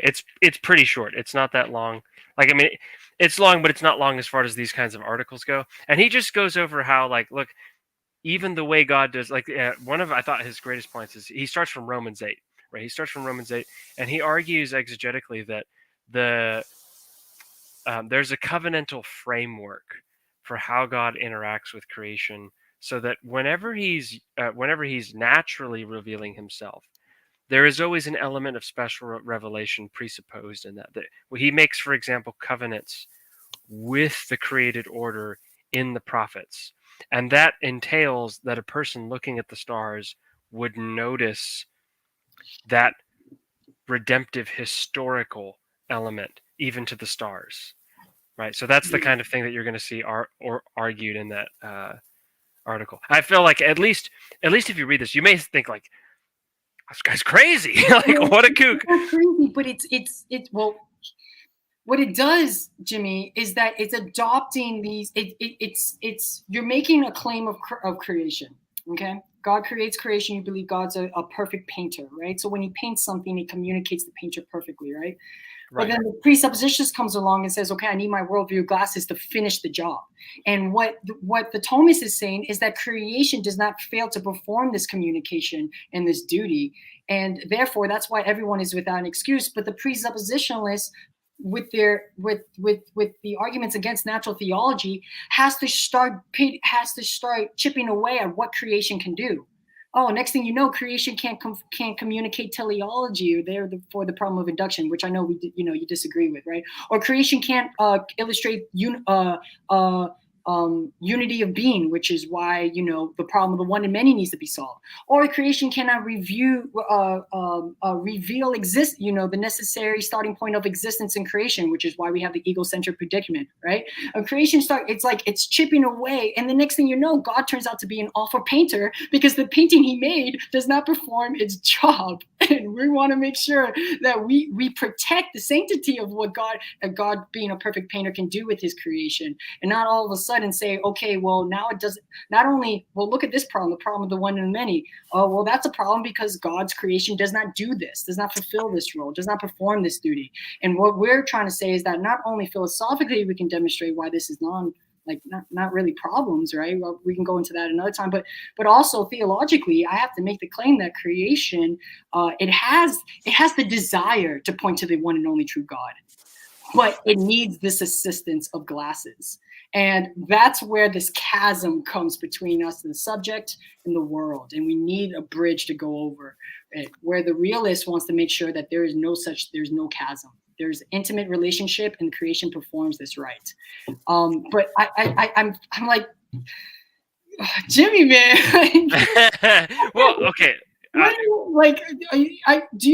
know you don't believe that. I know you don't think that. But if you are consistent in your presuppositionalism, where you do have to eventually say those things, and we don't want to taint with that. So that's just me, man. Maybe we can get more intrinsically later, more philosophical later, but that's just an overview. Yeah. Well, let's talk about this again. I think like maybe a useful way of thinking about this is that in a way, you and I have kind of been debating about the teleology of the universe, right? Because one way of thinking about what we're saying is, hey, from Jimmy's point of view, the purpose of the universe, the essence of the universe, is to communicate who God is through the lens of special revelation, right? That is the teleology of creation. Whereas from your point of view, right, the lens is not needed. Creation has a more direct. You don't need, yes, you are in direct communal and vital relationship with God's creation. There's no gap that needs to be bridged over. If that was the case, then the duty of creation fails. And now we're at tension with God being a sufficient painter. And we don't, why would you disagree with that? Well, okay, because I think it's too, I don't think you're doing this on purpose, but I think it might be to miss like the nature of the disagreement, right? Both of us think God is an excellent painter. We just think what he's doing, what his purpose is with the painting is different. And so the problem is like, which of our teleologies is right? Which of us has the right conception of the teleology of the universe? And that's where, that to me is like a really good example of like how, look, I agree that an apple communicates something of what it is, and it communicates clearly who God is, but I don't think that a person can just look at an apple and have a sufficient concept of an apple. That's where like there's a problem. That's non-realism. I know, but the problem is like people are wrong about what an apple. We've been saying this. If we want to be consistent, we have to believe in this critical realism. We have to believe in this idea of, okay, well, you need here's existence. It exists in the corner. It's kind of naked. It's tabula rasa, and it's waiting for the implantment or someone to impose onto it a worldview. And I don't like that. I don't like that language. That's cringy. Creation doesn't sit there just waiting for these glasses. Creation is already direct with you. And if you want to say that the apple doesn't communicate it's the creator doesn't communicate what it is to the person, right? To the vegetarian or what have you. He couldn't garden. There could be no heart surgeons, and therefore they would be left without an excuse. And we don't want to say that creation fails at this duty. I don't think that's the disagreement, though, right? So again, it's the sufficiency necessity disagreement. The difference between a necessary condition and a sufficient condition. Both of us agree. Hey, man, when you run into that apple, it's not a blank slate that you impose your Kantian transcendental categories on. No, you impose your biblical worldviews on. Because I wouldn't say that either. I wouldn't say that either. You don't put on Christian goggles and then interpret it the way God interprets it. Well, I don't think it's one or the other, right? So I think the problem is Kant's idea was that there's just kind of a mysterious noumenal something or other out there. And you come along and, in the background, there's all these wheels, these metaphysical wheels in your psychology rotating and rolling behind you. And all the Play-Doh is coming down and slowly going through those wheels into your brain, like through these categories, right?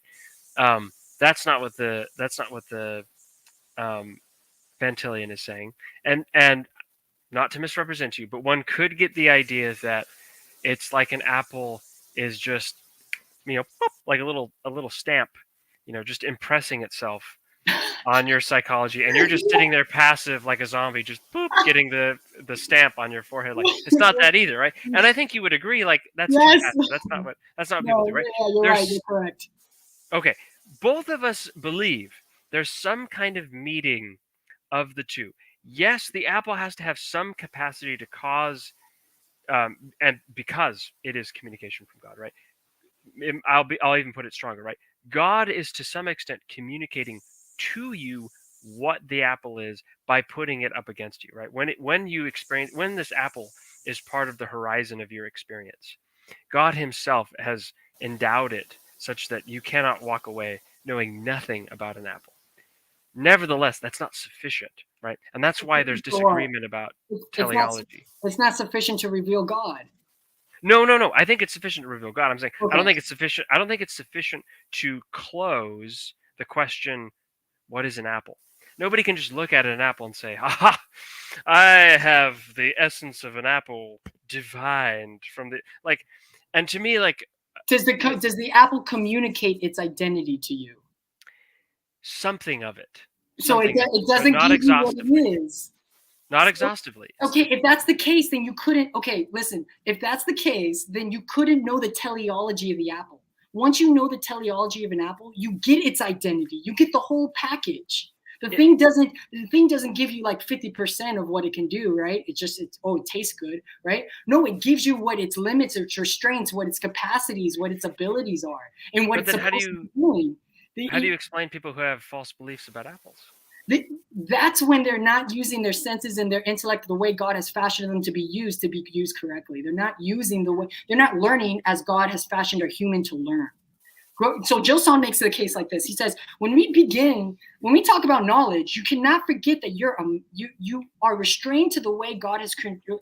The way you learn things is by the way God has fashioned man. You can never so if that's the case, I must use the things that I am, including the way the world is, to know truth about. Totally agree. Truth about the apple. And that right there holds me accountable for why I'm left without excuse, because that is sufficient enough for me to know why there is a creator and why I can't escape his creation. But if you say that the apple only communicates part of what it is, well, then if that's the case, you don't know what the apple is. The apple couldn't perform its duty, and you wouldn't know how to fix a heart or how lungs should be operating if the lungs don't tell you what they truly are. How would we know these things unless we have to say that we know its identity? So Thomas, my problem is that, like, if the apple guaranteed that you knew the essence, yes, right, then you would not be able to have false beliefs about the apple. But insofar as someone can have false beliefs about the apple, I take that to be logically identical to saying that the apple is not sufficient in itself to guarantee you the essence. Something more has to be there. I grant, where I agree, and why atheists accuse me of realism all the time, is because I don't believe in any of this constructivist crap that we just. I'm not a nominalist. But Jimmy, I think nominalism is just. You would agree, Jimmy, that the atheists can misread the Bible, right? We wouldn't want to say that the Bible does all of a sudden fail to communicate God, because the atheists can misread and misunderstand and use improper logic. Hey, where we do agree is neither one of us thinks the apple can fail to communicate the essence of God. We both agree on that, right?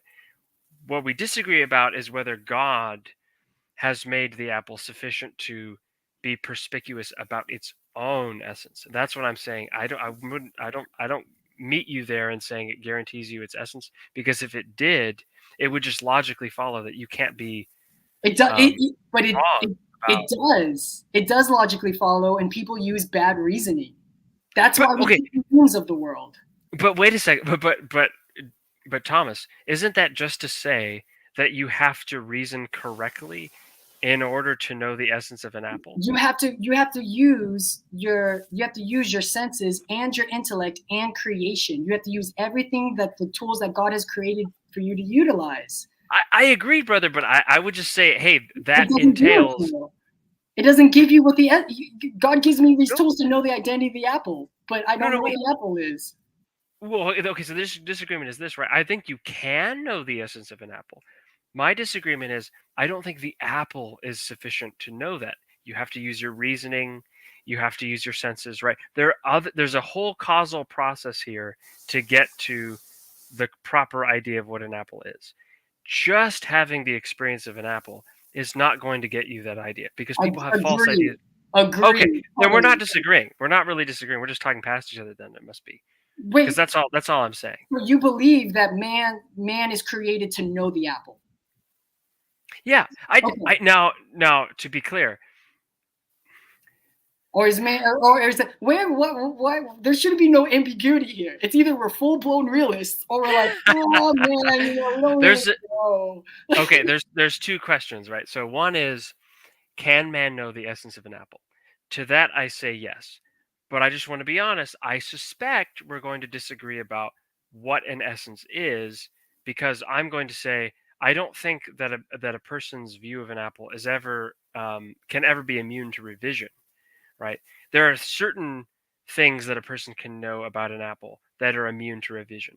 It's immune to revision that the apple is created by God. That is impossible to correct because an apple couldn't exist or be known unless it's created by God, unless he made it to be known by man, unless he in fact put the nature in it that causes me to know something about what it is. Okay. We both seem to agree all the way on that point, right? Is that good so far? Yes, we do. Okay.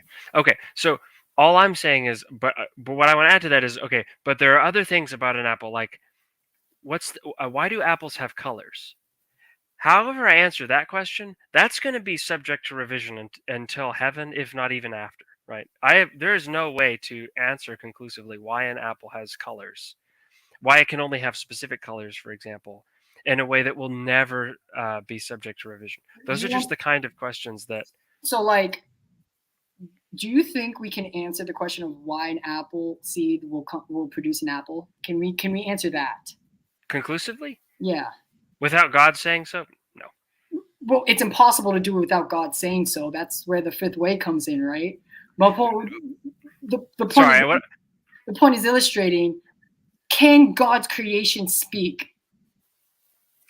not to that question. No. I don't think you can know.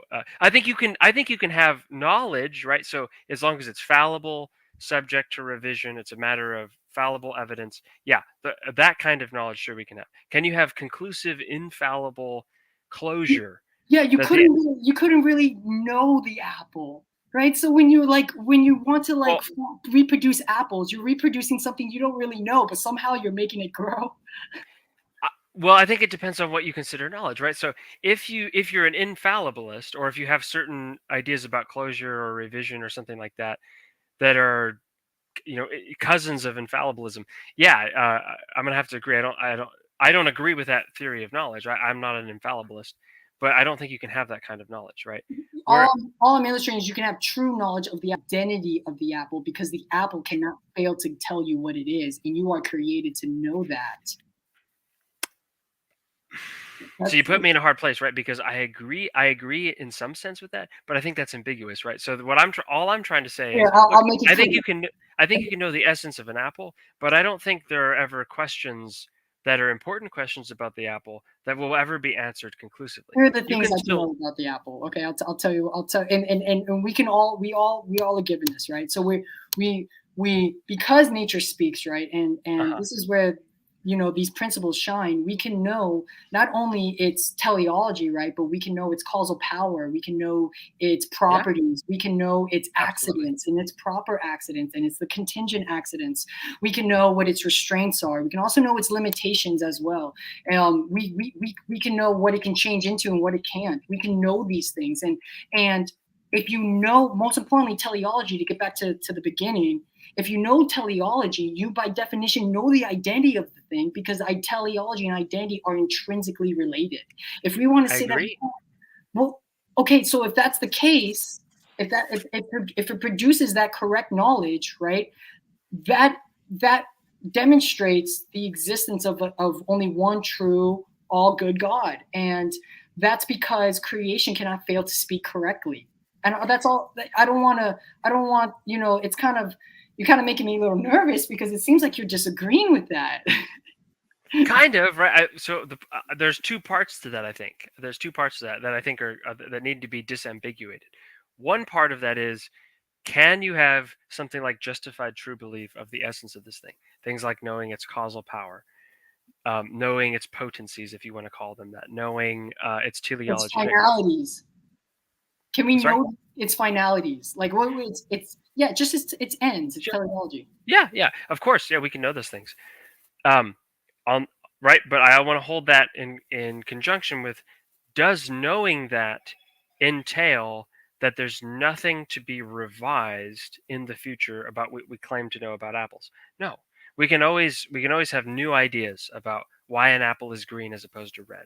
We can As long, always learn. as long as it keeps the same teleology, it will be of the essence of an apple, and the accidents can definitely be revised. But that's the difference between accidents and substance. You're just telling me things can have different accidents. No one disagrees with that. The identity is that if you believe that teleology can be changed, then now no longer do you not have knowledge of the identity, but now you're talking about something that's completely different. Because No, identity and teleology are intertwined.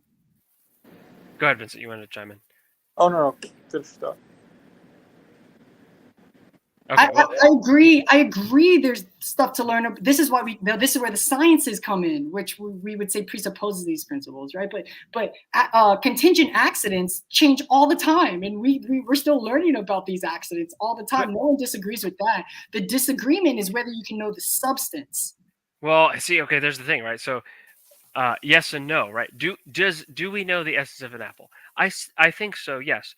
But people are still going to disagree about what that essence is, right? Some people are hylomorphous, some people are not hylomorphous. Well, is the essence of an apple hylomorphous or not, right? Of So, course, people are going to disagree, but that doesn't mean anything. Like, what is?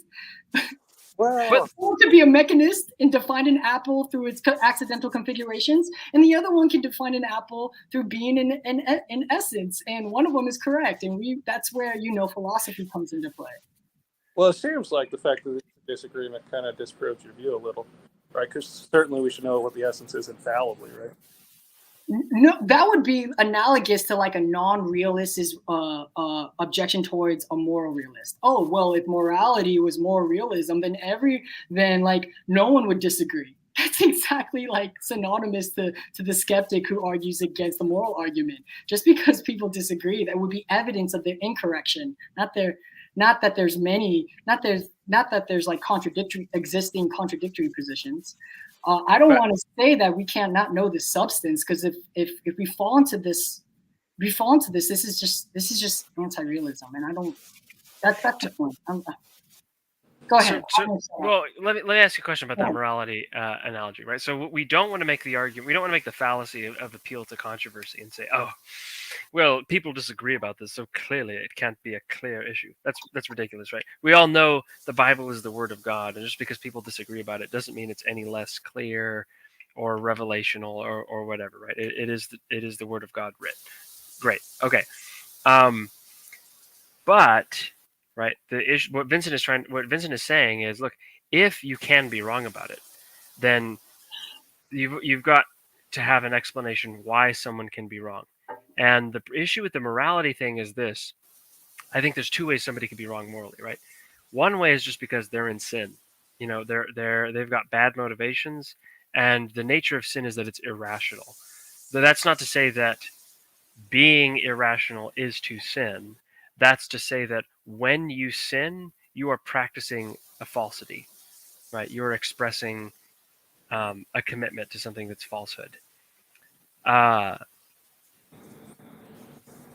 The other explanation I would have for somebody that's wrong about moral matters is that they're innocently mistaken, right? They could be naive.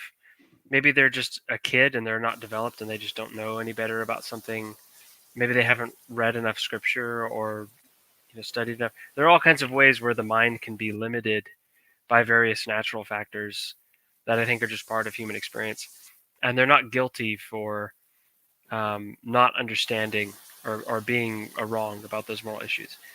So my issue is, like, if you think, going back to the Apple thing, right? Are people wrong just because they're willfully delusional about the apple, right? They're sinners and they sinfully decide to misinterpret in some willful sense, the apple, or can people be innocently mistaken? And if they can be innocently mistaken, that's just to say that the apple isn't sufficient to guarantee them knowledge of what the essence is. They've got to do something on their part. Yes, they have to exercise their sense and intellect in creation as well. And so all I'm trying to illustrate is that mankind has the goods. The goods do their job correctly, and man is created to know those goods. And if that's the case, you can have true knowledge of a heart or a lung. You can know these. Absolutely. But if that's the case, all right, if that's the case, creation can fulfill this role of its own. Creation can do this of itself. If it could not do this of itself, all of reality, you couldn't interpret anything. You couldn't do hermeneutics. Nothing could exist. Nothing would have being. Nothing would have essence. You must have these principles for which God has utilized for us within creation, and He created us to know these principles. And are we going to just say, okay, God, thank you for these tools, but now but they just don't get the job done? If that was the case, creation would fail. We don't want to say the apple communicates its substance. If the apple did not communicate its substance, we would be left with non-realistic circles. And no wonder we have to argue transcendentally, because the world is not sufficient of itself God did not create the world where it's sufficient of itself to communicate its identity. And therefore, we got to go top and we got to go down. We got to argue top. Yeah. This is.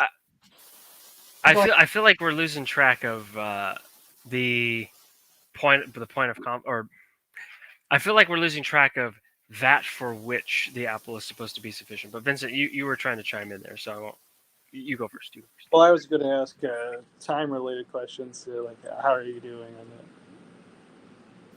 Yeah, I probably need to get off here pretty soon. I absolutely have to be off here in 15 minutes, and it would be nice to get some things done before the next thing that I schedule today. So, but Thomas, man, you're like one of the coolest people that we get to talk to. It's really nice to talk to a nice Thomist. It's funny. I wish you knew the irony. You made a point. You brought up at one point, I think it was like Psalm 19, and I thought, oh my goodness, that reminds me of some of my scholastic friends in a Discord server that brought up that. I mean, maybe 2 days ago. So I think that's so funny, right? Because I mean, creation revealing knowledge. Yeah. Because the same argument was made, right? That like, hey, look, man, in Psalm 19, natural revelation is sufficient. And I made the same counter argument. I just don't think that's natural revelation is not sufficient to give true knowledge. Right. I think what it's saying is that natural revelation does give true knowledge, but it's silent about whether it does that by itself. And you have to look at other verses to see whether it's in virtue of special revelation or whether it's independent. So the painting cannot communicate the painter by itself. Just to be clear, yes, but the question specifically is, can it do it without the painter's given interpretation of his painting? And the Van Tillian is going to say, no, you need or by the painting's nature, by its intrinsic identity, its being. Can it do it of its own being? God has created it fashionably so that even its intrinsic insides magnify His glory. I think we believe they magnify His glory. It's a question of, is it independent of God's instituting a covenant with man, where He sets up specific rules and boundaries and is going to communicate certain truths about Himself so that humanity has a eschaton. And the Van Tillian is going to say, you need that. Adam and Eve would have no idea that they weren't supposed to eat from the fruit unless God first came down and gave them special revelation that they weren't supposed to eat from that fruit. Otherwise, there's no way to know that. Yeah, the prescription wouldn't exist in the first place. We agree. I guess the best way to end this then is I I didn't know you were gonna go down this road. I thought it was gonna be something else, but And he no, was the chosen one. thanks for having me on. I appreciate it. Actually, before you Go go, there are some comments that I would like to just throw at you guys, if you don't mind. They'll be quick. There's only like one question or something like that. I want to tell Jimmy how much I appreciate him because I know I get very dude. so tolerant. It's amazing. No, dude, no, because you're one of the nicest guys I've ever seen. Like, it's like, wow, this is the heart of a brother. I wish there were more conversations like this in these circles. Imagine like people like Phaser. I've mentioned like people like Phaser and Oliphant. If Oliphant wasn't such a persnickety. I mean, I don't know Phaser that much. Maybe he's persnickety too, but I know Oliphant can be. Face persnickety.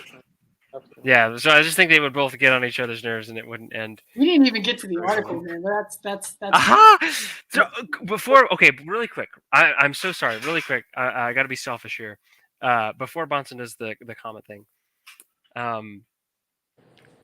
The fifth way, right? So I never got to get to like why I think classical arguments in general suffer a categorical error, and it's this: that look, when we look into creation, we, however you want to say this, recognize, infer, derive certain laws. So there's certain truths about creation that are principal in nature, like a causal principle, a uniformity principle. Right. For Aquinas, for example, cause and effect resemblance is really important. Those are laws of creation. They are not Platonic forms that control God. Neither are they intrinsic to God. If they were intrinsic to God, they would just be uncreated. And that means creation has uncreated properties, and that's just incoherent. So they can't be intrinsic to God. They have to be created, and they cannot be some third category that resides beside God, because that's a threat to his aseity. Yeah. Yes. But if they're created, they don't apply to God directly. So that means we can't just make nilly-willy, straightforward inferences about what God is like from them, right? If we look at the universe and we say, it's all related in this cause-effect chain, or it's all related in this cause-effect hierarchy, or if we say, there's all this act and potency. Well, the very concept of act and potency, God is beyond that.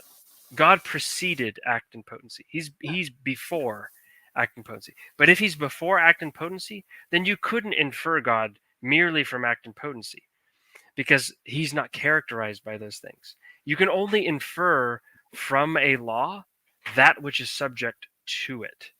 So there's this categorical problem to these classical arguments, that they want to infer God from a law to which he's not subject. And the only thing that a law can evidence are its subjects, right? It would be like looking at a nation. It would be looking like the legislation for the United States and trying to infer something about somebody from Mexico, right? Like, I'm sorry, but it just doesn't follow, right? You can't get to knowledge about citizens of another country, because this law is about people in the United States, right? God's not a creature. He's not in. He can come into creation. He can play by the rules, right? It's like somebody who creates a video game, right? Like, I don't have a mana bar. You can't characterize me in terms of a mana bar, because I'm not a game character. But I can play an avatar in a video game and represent myself in that world as having mana and stuff like that, right? So that, I think, is just kind of a universal problem for classical arguments. Jimmy, but I'd be interested to see what your response is. Have you ever read like Gavin Kerr or Canassis? Or, but if anything you send me, Thomas, I will try to read. I can't promise that I'll make it all the way through, but I will try. I have my little library, man. I don't got I don't got too much, but I recommend Gavin Kerr's Metaphysics of Creation, Gregory Dulon's Divine Ideas as Exemplar Causes. So this goes into your Platonic like objection, right? Or the there's rules beyond God. And then Joseph Owens. Yeah, go ahead. So Gregory Dulon. Gregory Dulon, so Dooln. So this one refers to how we understand divine ideas. and he explicitly goes into the fifth way and the fourth way. And you because it's a mentioned, problem of universals, right? It's yeah. fundamental. So how does so Yeah. there's oh my gosh, there's a big treasure chest here. So let me just give you the answer really quick. I'll just give you the answer really quick, because another good one would be Owens or anything Owens or anything Norris Clark. Joseph Owens. Joseph Owens, okay. Yeah, Elementary of Christian Metaphysics. Elementary of Christian Metaphysics. That's a good one too. Here, actually, you know what? Scratch this. Here, I'll give you this. Is my personal recommendation. Okay. All that stuff in what I believe that the best way to understand what a scholastic is to begin with Phaser's scholastic metaphysics, and then get into Wimple, and then get into Canassis and Maritain and Gilson and all these other guys. Had to give me. You have to start me out with those freaking. Scratch everything I said. Just do Phaser scholastic metaphysics. Okay. Just do scholastic metaphysics. So the answer would be that. Is that you are correct that eventually these principles, right, which we all utilize them, right? So eventually you utilize form, but even though you wouldn't know it, you don't believe it. We would say that everyone does. It would be impossible, sure. But that's a different argument. But when it comes to God, these forms are a means for us, our intellect, to come to true predication analogously. That if we want to believe that God is ultimately infinite being, he's actus purus, he's infinite in existence, he's infinite, our minds can't wrap around it, right? So the principles we use can only go, because we're tangible creatures, go so far. So this is where analogy comes in, and we would say that if the Van Tillian, if he's consistent with his proximate knowledge that we begin with senses, right?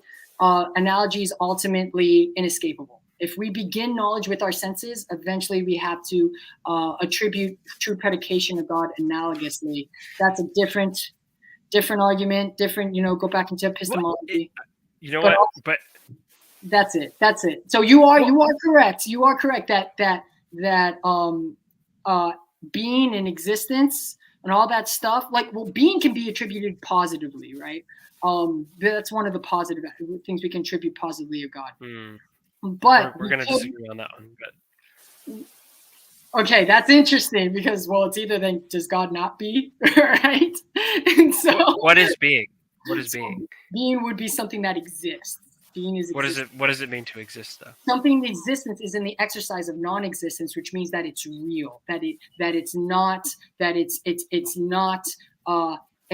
pure matter. It is the opposite of that. And so these are important principles, we would say, in order to not articulate knowledge of the world, but to understand why God is unfathomable as well. If we don't have these categorizations, we would say it would be difficult to understand why God is both personal and transcendental, unless we have these rules. But these rules are not things that we arbitrarily make up through autonomous human reasoning. These rules weren't made up because people were in an ivory tower being cracked up. We both really don't like nominalism. That we can shake hands on and say those are the enemies.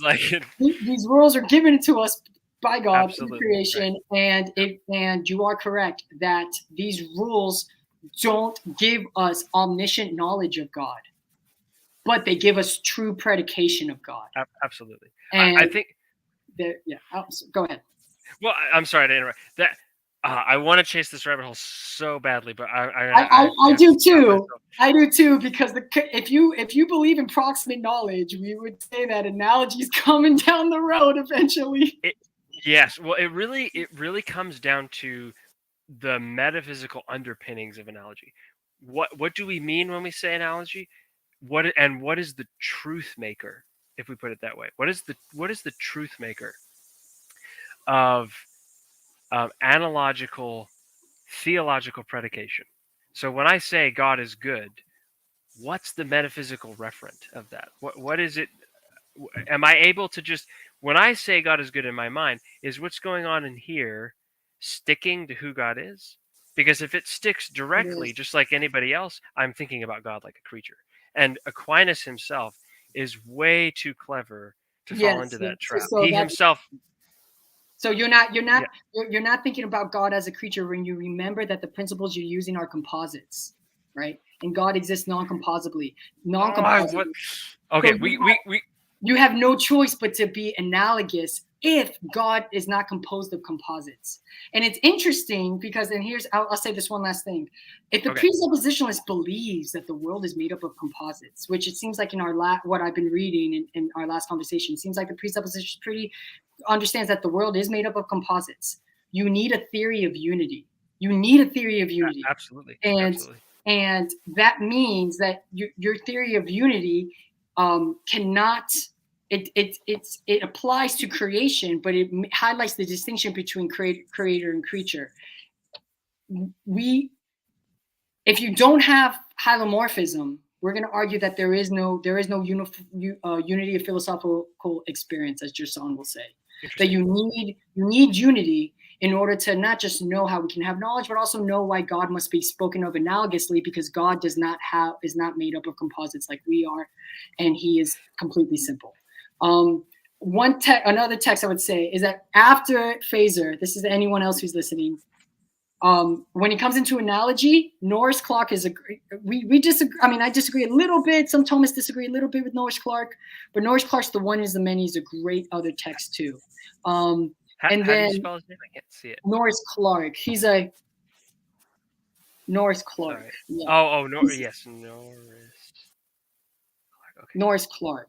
This is a good introductory text. So Phaser and Norris Clark are good introductory texts, and then after those introductory texts, then you can finally talk about Thomas Wayne or Joseph Owens or Joseph Owens. It's kind of it was a struggle, or Maritain, those guys. But hey, listen. Jimmy, thank you so much, man. I know I'm very excited, and I thank you for being very patient, man. And you make me feel as though you make me feel like I'm not crazy, That's cool, man. Listen, I appreciate it. But I mean, if there's any way we could conclude, I guess my question is this then? Would you agree with me, Jimmy, that teleology and the problem of induction cannot coexist with each other? If by the problem of induction you mean like some legitimate obstacle to knowledge, no, they cannot coexist. And I don't think Van Tillians are saying that. I think what they're saying is that, again, to put it in terms of teleology, what they're saying is something like, you can't have you can't resolve the problem of induction without teleology, but you can't have teleology without the Christian God.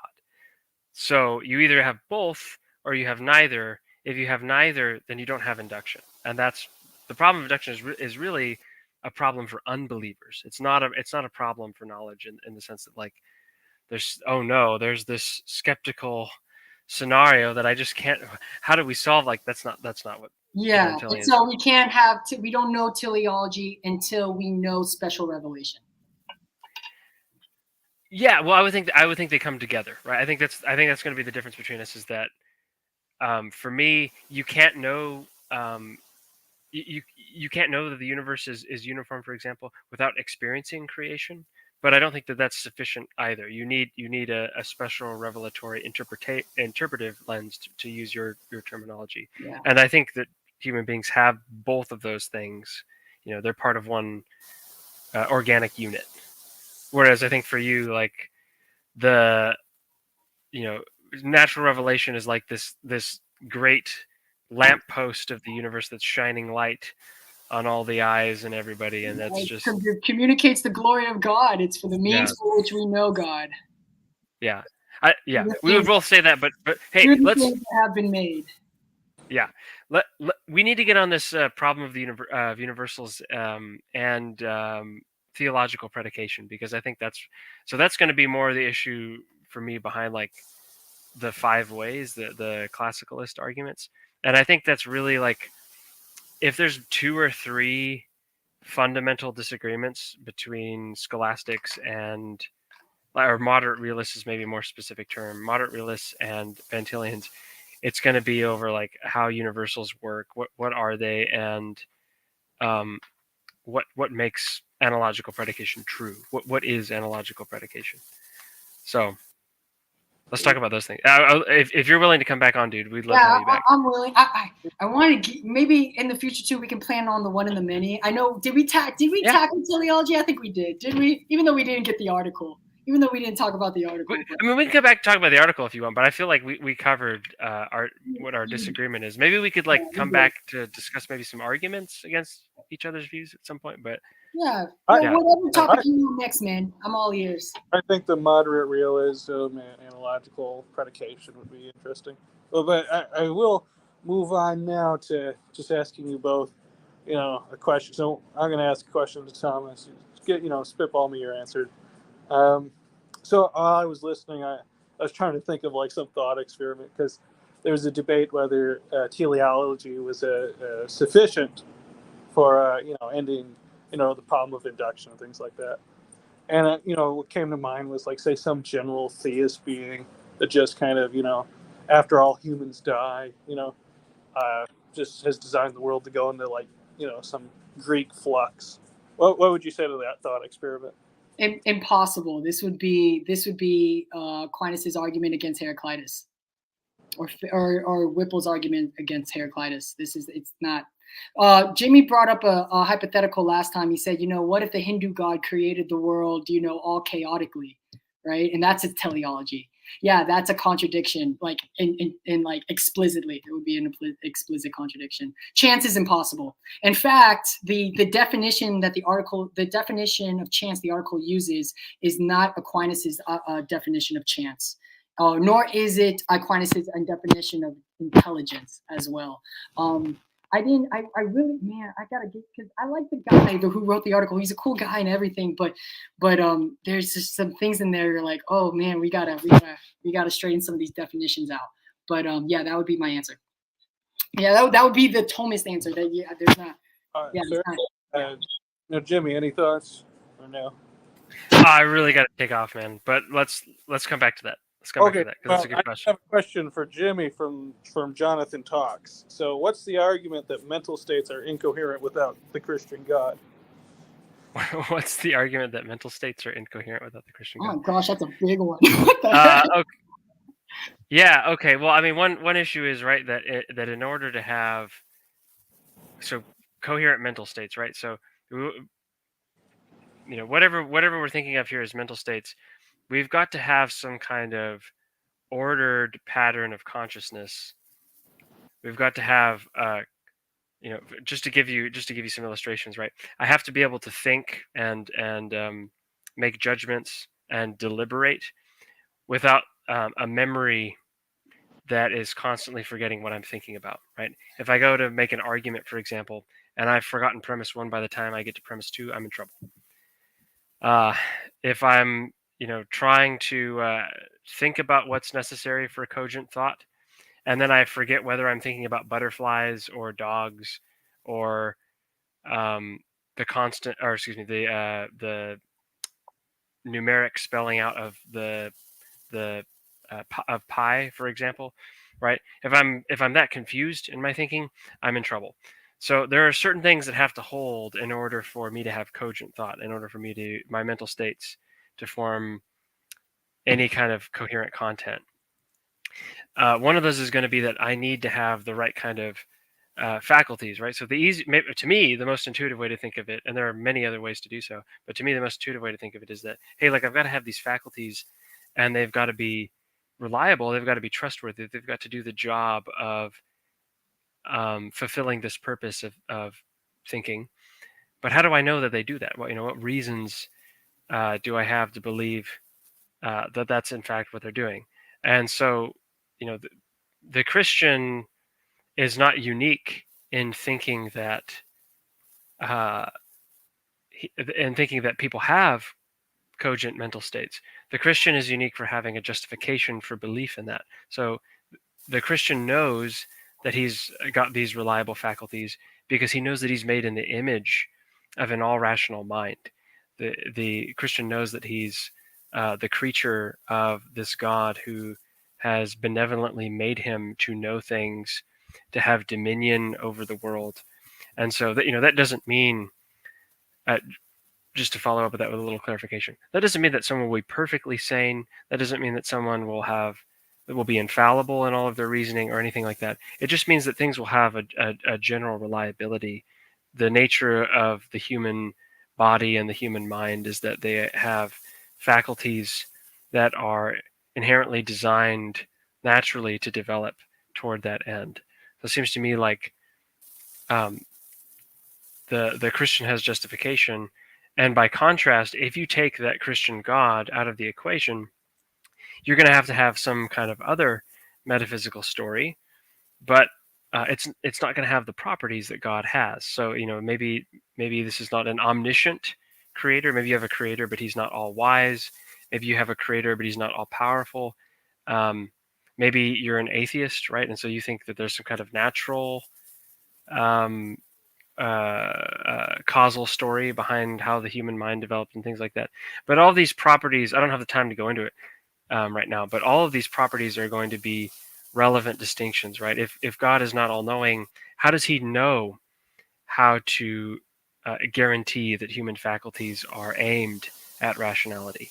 If God's not all-powerful, how does he guarantee that he's succeeded in making human properties that way? I mean, if God is not good, then why should we trust that he hasn't just doomed us to be in a torturous position of irrationality constantly, that we're constantly just having confusion and nonsense in our mind? If it's not God, if it's just the machinery of the universe, well, we look around ourselves and see that the machinery of the universe has no intrinsic aim taken on its own toward human rationality, right? The brain, for example, is quite capable of getting us to false beliefs. So, that's a very brief way of summarizing. Like, look, when you actually consider the different meta-epistemological story, why our faculties are reliable, only the Christian story is going to have the relevant picture of God that makes it sensible to believe that we do. Any other kind of God concept, any other kind of substitute metaphysic is not going to do the job. There's going to be problems. There'll be skeptical scenarios that arise, etc., etc. Thomas, the last words. Was the question pertaining to like how we have cognitive knowledge? I think it was about the This is a philosophy of mind question. Sort of tied in with tag, probably. When someone is asking about how does the scholastic think about philosophy of mind, one good book, this is something we went over in Ratio Christi last year. James Madden, another interesting Thomist, has a good book called Mind, Matter, and Nature.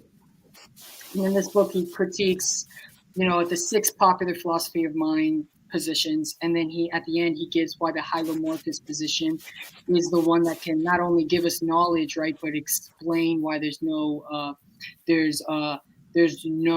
disconnect between senses and intellect, how we're ultimately unified in one philosophical experience, as Jason would say. I guess what would I would say that creation reveals this truth, and that's all. And because of that, I can read scripture, and then I can know why the gospel is necessary, and then we just go on from there. But again, yeah, I mean, I have to be consistent with a scholastic position on that question. But if you're interested in philosophy of mind, whoever asked that question, I'd say James Madden, man, he's a good place to start, and then move on from there. All right. Cool. I really got to run, guys. Thomas, love. God bless, brother. It was great talking to you. We got to get you back on, Vincent. Thank you so much for hosting all this. Yeah. God bless you guys. Take care. Thank you guys. Bye. See you later. Do you want me to stay on, Vincent, or is this like the official end? Well, this is the official end of the video. There was only one question. I was thinking about taking some comments and turning them, but it's pretty much the video is done. But seriously, thank you for coming out. And dude, we have to have the next one about analogical predication and universals, because I felt like that was also in the background, because knowing the essence of things and so forth, that's just, you're gonna